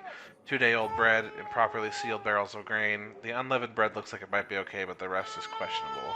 Actually, I'm gonna go in. I'm gonna go in there. Go to the shop owner. Okay, so you walk inside Discount Grain, and there's this sweet old lady working behind the counter. She just has a smile on her face, and she's just working Do I away on something recognize you her? can't see. No. All right. I'm gonna look up to her and in Elvish, I'm gonna say first of 3. What was that, dear? She stops. Oh, I said, were these baked fresh at 3? No, fresh at 3 yesterday, baby. All right. Have you thought about retirement? Oh, all the time, all the time. Looks like it might be a good time to do that. And Well, so do you I'm gonna got some step out. money for my retirement, or are you gonna buy something? I like this lady. I think I'm gonna get the fuck out of this dump. Okay, don't let the door hit your ass on the way out, Sonny. I'm afraid the door might fall off of its hinges before it does that. I was gonna say Yeah. if maybe he should make a aggression check. Oh gosh. So I leave the rickety ass store and I'm gonna keep on going down the street looking for the potion shop or some contacts. So the next one, you see it's got like a little garage thing, and inside you can see a little goblin that seems to be working on something in there, a little like rickshaw looking thing. And you look at the front of the building and you see that there's a splintered piece of wood haphazardly nailed to the front, and it says Repair Shop, and repair is spelled R-E-P-A-R-E. That's awesome. I'm gonna look over at the goblin. Does he look familiar? So as you walk in, you see a very shoddy-looking rickshaw perched on some planks, and a grimy-looking goblin underneath with a hammer and nails. Do you say anything to him? He's distracted, and no, he doesn't look familiar. He doesn't look familiar. Do I see any familiar insignia anywhere in the shop? No, but you can't see him to see if he's like wearing anything or anything like that. I'm gonna step in and say, top of the morning to you. You make repairs? So he slides out from under the rickshaw and then stands up, and then he reaches for a towel hanging on a nearby nail, and then he uses it to wipe grease off of his face, and he just says, "What can I do you for?" I don't know. I hail from the Dominion, and we have a fleet of rental vehicles that are in serious need of repair. We don't have very many qualified personnel to work on them in the area, and so I was wondering if you could lend me a hand. Yeah, when do you want to bring him by? You know what? I'll get back to you on that, and I'm gonna keep on going down the door. He's obviously going down the road. He's obviously not involved. All right, well, good luck with your search. When you do get back to me, the name's Shen Razmagins. Nice to meet you, Razmagins. Toodaloo. So yeah, I'm gonna keep going. Okay, you keep walking. Next two shops look like they're kind of closed, but you catch a glimpse through here, and you see this shack, like little like tent shack thing going on the other side of the bridge, and you see a bunch of powder in the air. I'm gonna do another scan around the town. Can I roll to see if I see any familiar faces or see any familiar signs that would? You can go ahead and do another investigation check. Would you have seen that where over by the fountain, the horse? Would he have seen me and Alora? That's a little so better. he would have started Still not- looking before you guys even made it out of the pub, so he'd been walking away from you. Still not great, but a little bit better. Do I Okay, see anybody? So as you're walking around, you're looking around real carefully, much more carefully this time, and you see a marking on the bridge as you go down this alleyway. A very familiar looking marking, and it's like 3 lines, except the first one is taller than the second 2. Awesome. Yeah. I'm gonna head that direction. Okay. You head that direction, and you get a closer look across the bridge. Is pretty much just a big green tent with a lot of weird smells coming from it that you are not used to, and a bunch of powder in the air. Gotcha. All right. Is anybody standing outside of the tent? No. Okay, then I'm gonna head into the tent. And is there anybody in there? This pub has a really loud baby. Yeah, no shit. And he woke up once. A stupid cat landed on him. And to see if anybody, or I'm gonna peek my head in this first to see if anybody's in there. Okay, yeah, you peek in. You see this old man working with pouring some sort of red substance into these vials. Gotcha. I'm gonna say first up 3. He doesn't hear you. I'm gonna step in there and try to make eye contact with him. Okay, so in order to do that, you'd have to get between him and the desk where he's working. Oh, gotcha. Okay, can I tap him? You tap him, Okay, I'm gonna tap him. and he turns around and goes, "Oh, hello! Welcome to Curly's Potions and knickknacks and whatnot. What can I do for you?" Do I recognize Curly? You don't recognize All right. So If you mistook him. I'm just gonna look at him, say in Elvish. First of 3. Ah, yes. Well, come, this way. Then I'm gonna just start unloading on this guy. You need to inform the queen that if she ever sends assassins again, they better be fucking qualified. I'm not talking about bottom of the class graduates. You you know who you're talking to, Sonny? Oh, I'd imagine a Dominion contact. You keep your voice down, you hear? And he grabs you by the scuff of your shirt and takes you in, and he closes the flap of the tent behind him. He's like, "Is this your first day?"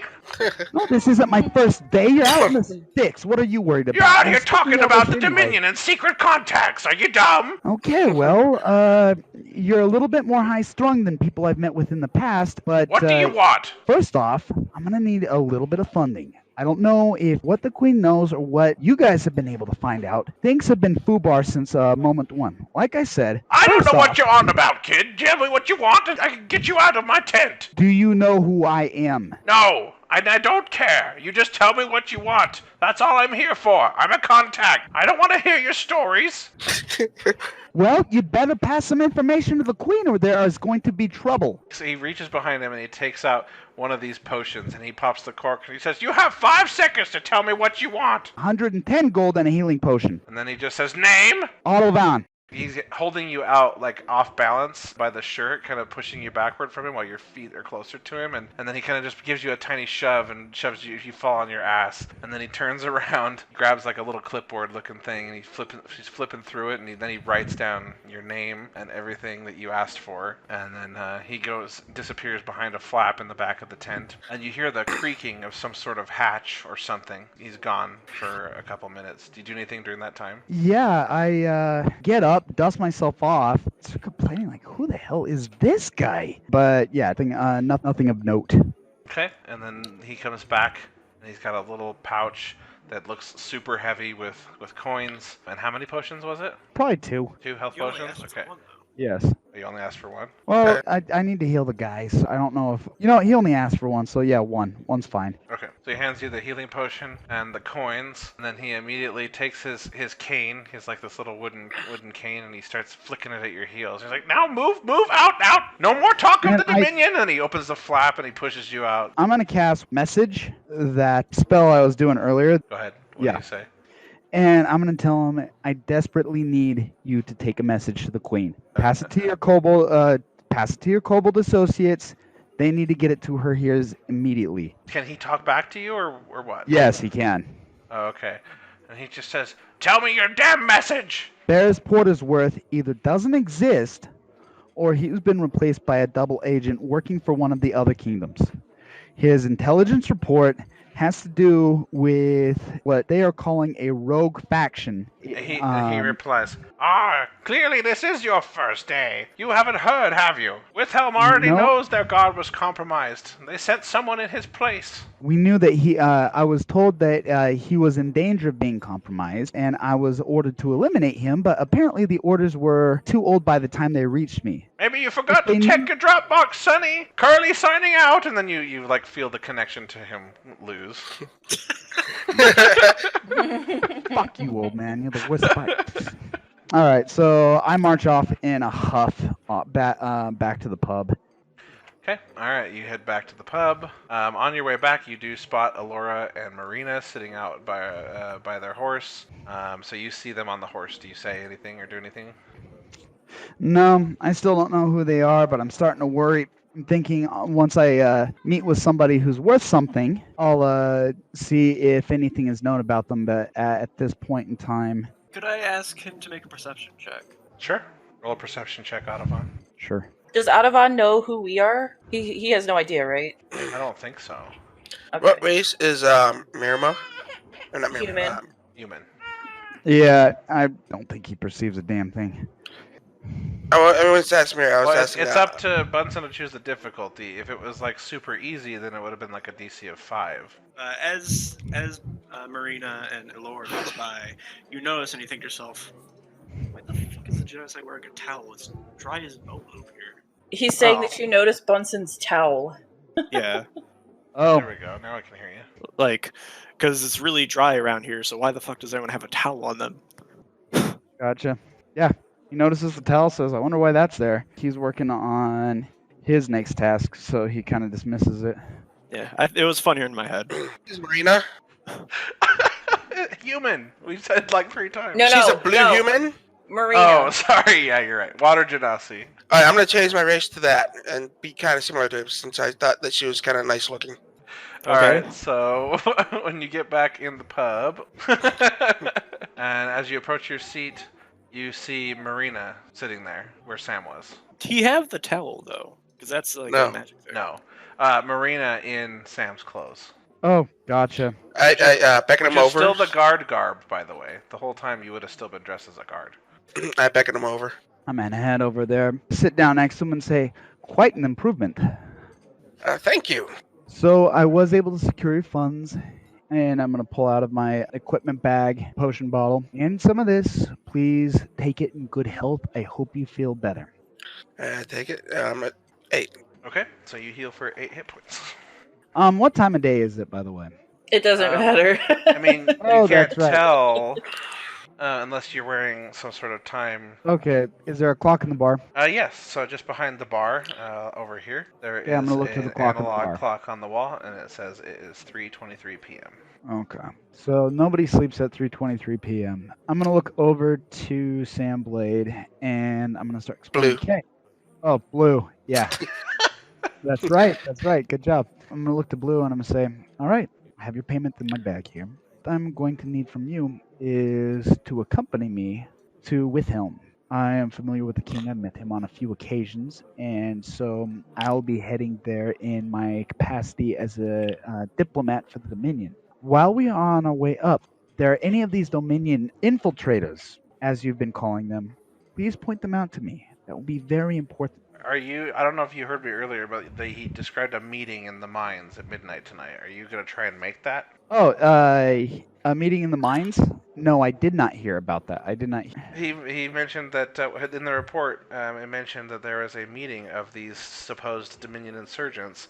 They're using one of their meeting places that they don't use very often, and it's deep in the solar mines, and it's tonight at midnight. Oh, gotcha. Or today at midnight, right? Well, yeah, whatever. Yeah. Yeah, I just had to use that because I forgot about that feature until you reminded me of it, and now it's very dominant in my head. I said, so I keep on talking to him. And how long have I been talking to him now? 20 minutes? Okay, perfect. I'm going to continue to explain to him. It is of critical importance, especially that I make it to this meeting in the mines. As a changeling, you can sure blend right in. And I will, of course, need your help blending in as well. If you know anything that I can disguise myself as to attract less attention to myself, that would be most helpful. And I'm going to start using words of terror. So he needs to roll a wisdom check, wisdom saving throw of 13. Oh, shit. Lucky guy. Oh, no, that was a wisdom check, not a saving throw. Oh. Oh, What's the difference? The saving throw is on the front of your sheet, and it's under saves. oh, nice. Then yeah, I'm going to continue speaking to Blue, as I know him. I'm sure I don't need to remind you that the tentacles of the Dominion reach very far. We are taking quite, and I pat the gold pouch sticking, like, poking through my bag a little bit, like the bulge. Mm-hmm. We are taking quite a large investment on you. You pat your bulge. And, and of course, if you were to do anything foolish, I don't think even I could put in a word good enough for you to save your life. I'll trust you. You can trust me. Let's not have any misfortunes. All right? I look at him and I say, "What about that guy who sent me here to die?" I don't kill anybody. That's not my job. I'll let do you it. kill him. I'm sure you'll get much more satisfaction than I will. All right, let's go.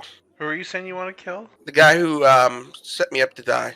Oh, okay. We are going to set off for the mines. Okay, it takes about 5 hours to travel that far, unless you have a horse or a wagon or you want to pay for transport. I guess we got all the resources that he needs, so money shouldn't be an issue. How much for a ride? Well, so you'll have to go out and find someone that maybe is about to leave Oh. or something, see if you can hitch a ride. There's no, like, Gotcha. horse and wagon taxi service. Oh, yeah, this place is probably a little bit remote for that. Yeah. Skyrim, All right. this is not. Do they have a rent-a-horse place? In Red Crag, no. All right, yeah, I'm gonna step out the door. Like, look to see, I guess, if those two girls are still there. Okay. Marina and Ilora? Ilora. Ilora, yeah. Okay, so you and Sam step out, and then you guys would be long gone, right? At this point, Yeah, I mean, once our horse was set up to go, we were Yeah. walking or leaving just as he was going back into the pub, I believe. So yeah, we're Okay. on the trail Yeah. back to the kingdom. Okay, just They're making long sure you gone. didn't stop somewhere. All right. Okay. Yeah, they're gone. All right, so I'm going to turn to Blue. Hey, you didn't have to happen to bring a horse, did you? I Gotcha. hitched a ride. All right, well, it's going to be a long damn walk. We better start going.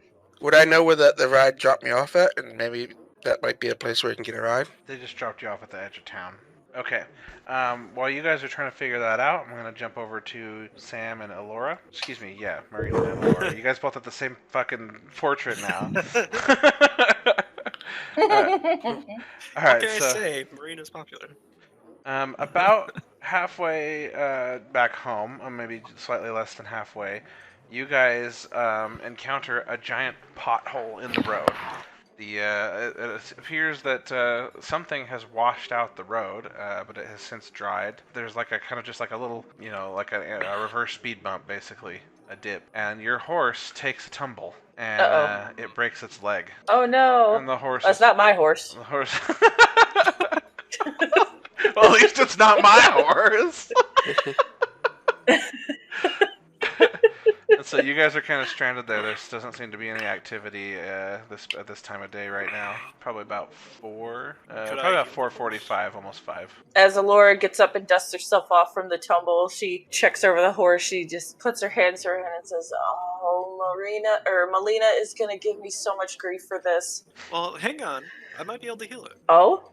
Can I inspect the broken leg? Yeah, you can. You go up to it, and the horse is clearly in pain. As you try to get close, it's kind of kicking, and you're worried it might kick you. Do you still try? Well, I better shoot it. What?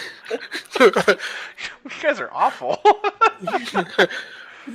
you know what I can do? I could spend 1 sorcery point to make my touch range spell a 30-foot range spell.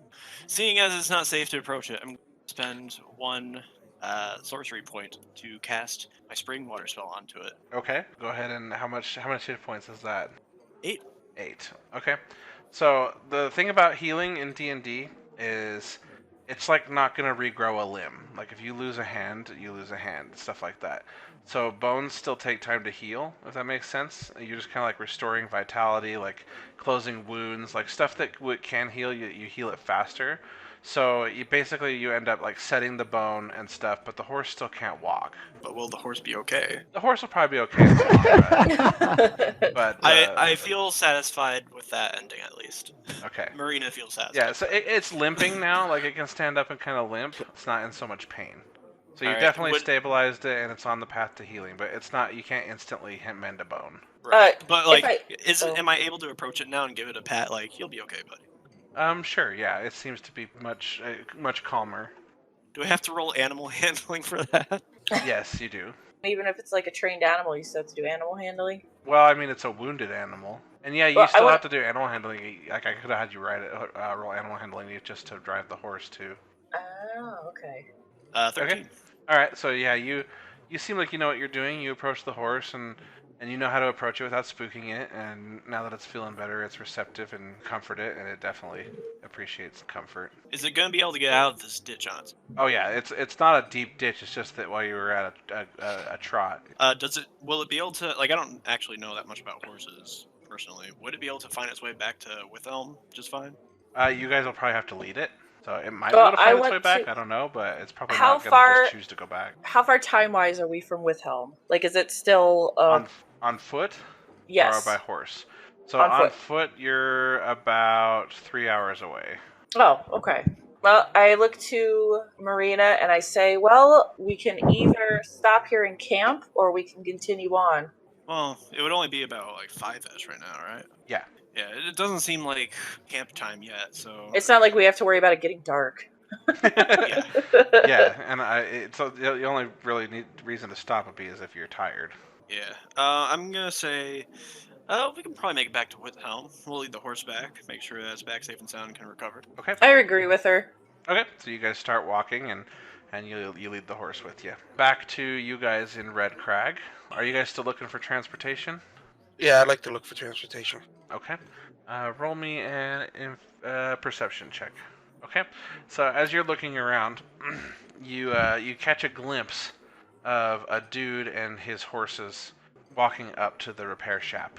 I'm gonna walk up to him. You walk up, and this guy has 2 horses, and he's leading them into this garage here. Ask the guy if he... Hey, guy, you have rides anywhere? And then he looks at you and he goes, "You mean on my horses? You want one of my horses?" Yeah. Well, I need these guys to pull that there wagon. And he points in the garage, and there's this covered wagon Are you going anywhere? that's full of supplies, and there's that little goblin in there who's working on it. And I'm gonna stand back and just watch this from a distance. I'm gonna ask him if he's going anywhere. Where is he going? Well, as soon as I get that wagon all put together, I got supplies to deliver to Cherry Forge. Oh, maybe we can hitch a ride with you. Well, that wagon there's not going to be done until morning. I'm just tying these guys up outside here while I find a place to stay. Okay, well, thank you. I walk over to Autovan and inform him of the conversation. I'm just gonna look at him and say, for a changeling, you lack creativity. It's so depressing. I'm gonna walk over to the cowboy. I'm gonna say, hey, do you know of any? I heard you might be looking for a place to stay. Yeah, I was just about to find a place to stay. Oh, well, I could save you some time. I'm hankering for a drink myself, and there are great rooms over at the Busty Bugbear if you want to come with me. Oh, well, thank you. He's like, I think I'll do that. And he ties one last knot on the horse's reins and ties it to a post out front there and then follows you. They've got rooms in the back row, all right? Tavern, isn't it? What about it's the pub? What about the pub? Oh, like the bugbear. Does that even have rooms? No, I assumed this was deception of some kind. I thought you said I could stay in that Bugbear. No, when Yeah, I I said you could stay here, I meant Red Crag. Oh. Yeah, I was under the impression that it was a tavern. No, it was a pub. I've always said the Busty Bugbear pub. Oh, gotcha. All right, I'm gonna go. Do taverns always have rooms? Are taverns always inns? I didn't think that was the case. Oh. A lot of them are, though. Oh, okay. I thought it was a combined thing. If it's not, do I know of any? Have I passed any combined things in the town? There's places to stay. There is a little place that has some rooms down the road. Basically, you could ask anybody passing by. Yeah, but I want to look like I know what I'm doing. Are there any places that are like inns where they serve drink and No, there's no inn plus pub, but there is an inn. Gotcha. Okay. So yeah, I'm gonna lead him to the Busty Bugbear then. Okay. All right. So do you go inside? Yep, I'm gonna go inside with him. We're gonna sit right up at the bar. I'm not gonna go in. I'm gonna stay outside. Okay. So you stay outside. And I'm gonna take the form of the guy you walked in with. Okay. So now you Oh my suddenly... gosh, dude, you stole my idea. That was exactly why I was trying to lead him away, but that's awesome. Okay. That's why I said as a changeling you lack imagination. So yeah, perfect. And I'm gonna take the horses and tell the goblin I'll pay you double tomorrow, and I walk away with the horses. Okay. I want a deception check from you, Sam. And then what did you say, Autovan? What did you say to this guy after you came in the pub? Yeah, I'm gonna sit down with him and just say, well, you look like you've been on the road for a long time. Let's eat. He's like, yeah, sure, I could grab a bite. I call the barkeep over and say 2 big tanks of beer, steak and potatoes for my friend over here. For me, I'll just take some nachos. As he disappears into the kitchen, I'm gonna look at him and say, oh, guy that asked you what you were doing if you asked for a ride. He was with me. I need to go find him. I was supposed to feed him as well. Will you excuse me for just a minute? Okay. You get up and you leave. Let's see. I need you to roll a deception check. I did. All right. Not you. No, me. 15. Okay. All right. So yeah, he buys it. He sits there and waits for you, and you leave the pub. So I'll go ahead and close out the Busty Bugbear again. And do I spot his doppelganger when I step out? If he's leading a pack of horses, he shouldn't be hard to miss. Okay. Yeah. So you step out and you go kind of at a brisk pace across the way, and you see the dude, the cowboy, and he's handling the horses. And so you're surprised that he is already disguised. I'm going to cast Message, my cantrip, and just say, well done. We'll walk to the end of the street, and we'll mount and get out of here. I do that. Okay, so you untie the horses. Are you taking both of them or just one? Both. Okay. And you walk them down what? Down here? I was thinking the other end of the street, but yeah, just whichever the closest exit is. This down here is the way, basically, back out to the road that would lead you the direction you want to go. Okay, perfect. Then yeah. Okay, you guys bring the horses down. You guys hop on them. Both of you roll animal handling checks. Oh, great. I have a feeling that this is going to end up in hilarity and misfortune, but we'll see. I'm imagining the final boss is this guy who stole horses from him. Okay. That could have been worse. It wasn't the best, but... Yeah, these are trained horses, so... It doesn't take much. I just wanted to see if you rolled a 1. I thought I was going to. Because it said 10, and all I saw was the 1 behind the map, and I thought, oh my gosh, it happened. Here we are now back on the main map, the region map. You guys are on the road with these 2 horses. After about an hour and a half to 2 hours, you come across a couple familiar faces on the road. Okay, Marina so- and Alora, you come up behind them, and they're walking their horse, who is limping behind them. I wanted to ask you during that. So I'd imagine that we galloped like for the first 10 minutes, right? Just to get out of sight and out of range of the town. And then do we slow down to a trot? I mean, if you want to. Okay. And during that trot, since not a whole lot's going on, I'm just sitting there. Can I take a short rest? Short rest while you're trotting. I think it's a period of inactivity. My guy's inactive. He's just sitting. The horse is the one who's doing the work. Yeah, but you still have to like Still guide and concentrating steer on the driving horse. the and horse, stuff. right? Yeah, I don't think that counts. Okay. I thought it was worth a like if it would have been a cart, it'd have been for sure. But the horse, it was borderline. I thought I'd ask. All right. So never mind then. Yeah, because Then- you're driving and because you both took horses, neither of you can rest. We see our friends limping, and do they see us? Well, we're not limping. It's just the horse. Or yeah, I guess hobbled by the injured horse. Yeah. We're not carrying the horse. We're just.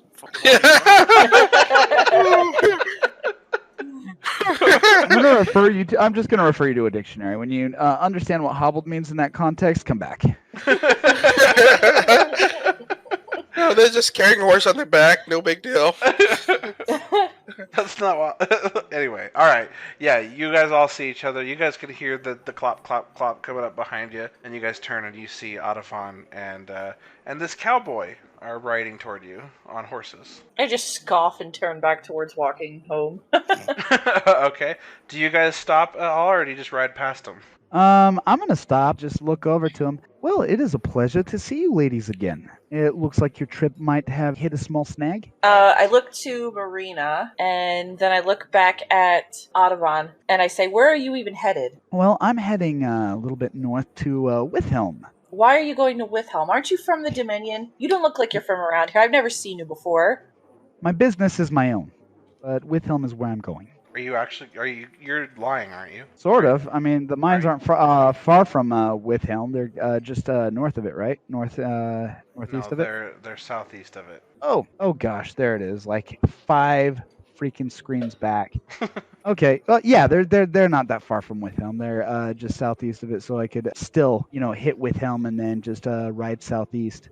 Especially on a horse, where it's taking 5 hours and making it 2. Okay, so you say you're going to Withelm. I was just gonna have you roll deception if you were lying, but if you're really going to Withelm, then it's fine.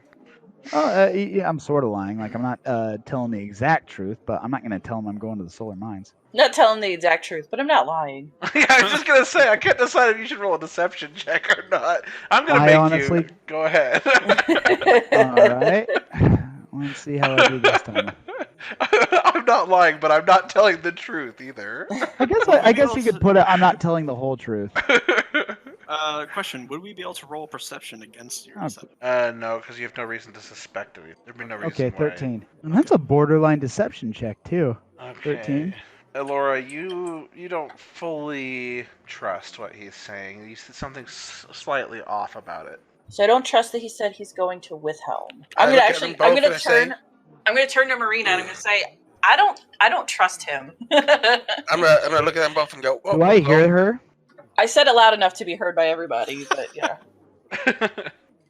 I'm gonna respond in a similar volume. Like, yeah, he was with those assassin people. To be fair. By the way, neither of you recognize this cowboy that's with you. Although you did see him change shape, right? So you might know it's Sam. Well, yeah, I did. Yeah, Were they gone by the time I did that? Oh, you're right, because you were knocked unconscious before they showed up, right? Yeah. Laura, were you there to watch Sam fall unconscious? You were, weren't you? That was delayed because you forgot to have him set. Yes, Ladies. But he fell unconscious while because you tried to stop him from being stabbed in the back. So yeah, you definitely. So yeah, fell they unconscious. see me change shape. I thought you were saying, did they see me change into the cowboy? No, not the cowboy specifically, but Alora, you do know that Sam can change shape, so you might think that the cowboy is him. But Marina, you don't necessarily know that. You haven't seen him change shape. But I responded to Alora saying, "Yeah, he was in the room with those assassins." While staring directly at Audubon, but still talking to Marina, Elora says, I think he might be one of them.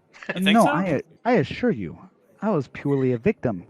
It was I'm a victim of circumstance here. I just happened to be in the same place. But it looks like your ride is going to experience a bright future as glue for somebody. And so, Hey, that said, I was wondering if you would like to ride with me. This Clydesdale here can we're not gonna easily leave ride. Sasha behind. No. Your glue has a name? Anyway, this Clydesdale here can easily seat two abreast. And so if you would like a ride to where you are going, I would be happy to offer you, but you're also free to walk. Elora sticks her nose up in the air and says, I'll pass, and motions to Marina that we should walk on. Yeah, we're walking on. Okay. So you guys are continuing down the trail on foot? Mm-hmm. All right. I really didn't appreciate that glue comment. Yeah, I mean, this is your sister's horse. Yeah, like I might not be on the same wavelength with, but that's still mean. It was intended to be. My guy's very callous. Are you talking about you as a player didn't appreciate that No. glue comment, or you as your character didn't? My character. Okay, yeah, that's fine. Like, essentially, if this were a Telltale game, there would be a message in there saying, Marina will remember that. All right. So do you guys do anything, or do you just trot on without them? Yeah, I'm gonna look over to Blue and nod my head and give like a little flick of the reins. Okay. I this is where the horse got hurt, so this would have been happening further up the road, just so you guys know. I follow. So yeah, you guys are just moving on. Is that what you said? Sorry, I was distracted. Yeah. Okay. All right. So you can either continue to with helm, but I don't think you have a reason to now, or you can start to cut off into the field. Yeah. So, after we're out of earshot, I'm gonna say to Autobot, I don't trust those two. I'm gonna look over at him and say, I'm indifferent. They seem to be law-abiding citizens. Now, what does that mean? Well, that means they might tell on us. Let them tell. What are they gonna tell? A guy got stuck in a cellar with some assassins. Okay, let's go. Oh, good save, Bunsen. My bad. I keep thinking that that's Sam because he was you. All right, so are you gonna cut across then to save some time? Okay. All right, so you guys watch them trot ahead, and you see in the distance they're faint, but you can still see them. You see them cut off into the field and head off to the east. And would I know, pretty much what is in that direction? Yes, you would definitely be aware that that's the direction of the solar mines. There's not much else out there but the solar mines. It's either that or they're going to travel north after they get east and come up on the solar springs. All right, Yeah, I'm just going to say it now. Alora is a pain in Audubon's ass. This is the second time within 2 hours that she's a potentially thwarting liability. So to save time, I'm going to transform myself to probably what they would recognize me most as. I'm going to say that's going to be, since I don't have it on notes here, I'm going to say it's going to be a slightly older elf with a big beard and no hair on top. So a bald elf with a beard? Yeah. So are you guys following them, or are you just going to report where they went, or what are you two doing, Alora and Marina? I plan to make note of where the direction they went, but continue on because I'm kind of on a mission to go and report what we saw to the king. Okay, and Marina, you're just going to follow Alora? Yeah. Okay, I think that's where we're going to leave you guys for tonight. Okay. So you guys make it back to the castle. You guys are able to take your horse and take him back to the stable so that they can take care of him. And try to make sure they know not to tell Melina that the horse got hurt. Okay, yeah. And so you guys are inside, and we'll start with you next time, and we'll deal with all that. You guys can actually just act like you just got there when we play next time. Okay. And then Autovan and Sam, you guys make your way across the field there. It probably takes you another hour and a half probably. 6:37 p.m. by the time you guys get to the solar mines. And before we get there, I told him, you call me Bob Boots. All right, Mr. Boots, why have you just turned into an old beggar elf with a long beard? Well, because that's how they know me. All right. Can you advise me on how I should appear? I'll just introduce you as my son. I am Autovan the diplomat. I am well known throughout the entire realm of the Dominion. Mr. Bob, Indersnap, or whatever the hell it is you want me to call you. Boots, but you can just call me Bob. All right, I'm just gonna call you Rainbow. Bob. Let's keep it simple. Like, who are you talking about when you say that that's how they know you? I'm assuming that they know me and they don't, yeah? Or am I missing the part of the story? In the solar mines? Yeah, I'm supposed to meet them? They don't know you. Oh. No. Never mind the whole You part heard then. about a meeting of these Dominion insurgents happening in the solar mines. You don't know these people. Never mind then, let's retcon that out. Okay. I thought you were saying that I knew these people and that's how I had to get in there. I thought you were just being a weird Rainbow. Yeah, I thought you were like. That's why I'm asking, because I was going to have you roll a deception check or something. Okay, so you guys finally make it to the front of the mine, and you guys are now at the entrance of the mine. There are trees on your right and your left. It's like a mine cart track that's leading into the mine with a mine cart here at the front. It's full of some weird glowing ore. And there's a kitty. I'm gonna look at Otavana. By the way, I'm still the elf. And I'm gonna say, Yeah. let's just go on. You know, lots of people look like famous people. They probably wouldn't know you. They would most definitely know me. Famous, you might be overstating it a little bit, but if I bump into the wrong person, I am definitely in trouble. Can you tell me who this group primarily comprises of? Have you met any of them? Have I met any of them? No, you just know that it's a report that they've identified a pattern with these Dominion meetups, and this is the next one they're supposed to meet at. Do I know what race everyone is? There's tons of races that make up the Dominion.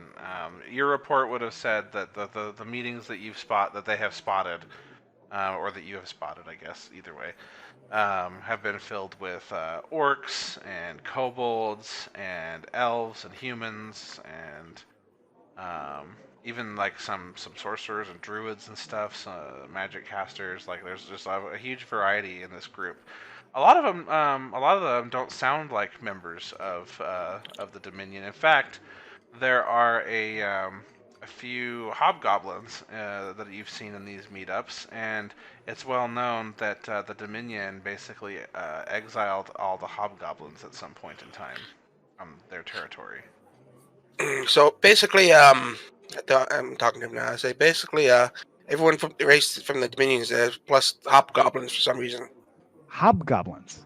Yeah, and some druids and sorcerers as well. You know what? I have a better idea. Is there anybody? Help me find a place to hide. All right. With that, roll perception. Sure. You can roll a Are you finding a place to hide? Are you investigating, or are you just Yeah, looking around? I'm gonna look around for a place for him to hide. All right, roll perception. Yeah, to be clear, I want to find a place to hide if this is the sole entrance of the mine where we can watch everybody as they walk in and then make a decision on how to approach after that. And I'm going Okay. to search as well. You both look around. You notice that the rock face that's on either side of the entrance is covered by trees, so it's hard to know if there's any other entrances. But you do look up and to the left. Hold on, I gotta get the mask thing here. Just like that. Can you guys see that in the left of the map there? This little chute poking out of the rocks? Yeah. Oh yeah. All the way over here? Okay. You look up and you notice this weird looking little wooden chute up there, and then you also notice to the right is also just trees. Oh, so we're still like looking at the entrance, but Yeah, you're standing outside the mine. These are trees right here. Oh, gotcha. All right, I'm gonna step into the mine to look for a place to hide. Like Through I the wanna be main entrance, inside. or are you trying to Yes. go find the side end? Okay. All right. So as you go to step into the mine, I'm gonna follow a short distance behind him. okay. As you guys are going, you hear from behind you, Sam. Psst, hey. I go psst to Otavon and I point back to the cat. You see the cat leaning around the trunk of a tree down there, kind of poking his head out of the leaves. Does the cat He's see got these me? fiery cat eyes. He goes, "Hey, Oh yeah, you want he any sees both nip?" of you. You guys want some okay. nip? I'm gonna walk over to the cat and if he wants to follow me, he can. Okay, he's like, over here, and he gestures for you to go inside the bushes here. Are you following Audubon? Yeah, he's seen me already. If he knows who I am, it's too late. So I'm just gonna go over there. This is deranged character, And so I think what we'll do is we'll just wait until next time. This is where we'll pick it up. Holy shit! This has been like the episode. Wow. Fast moving.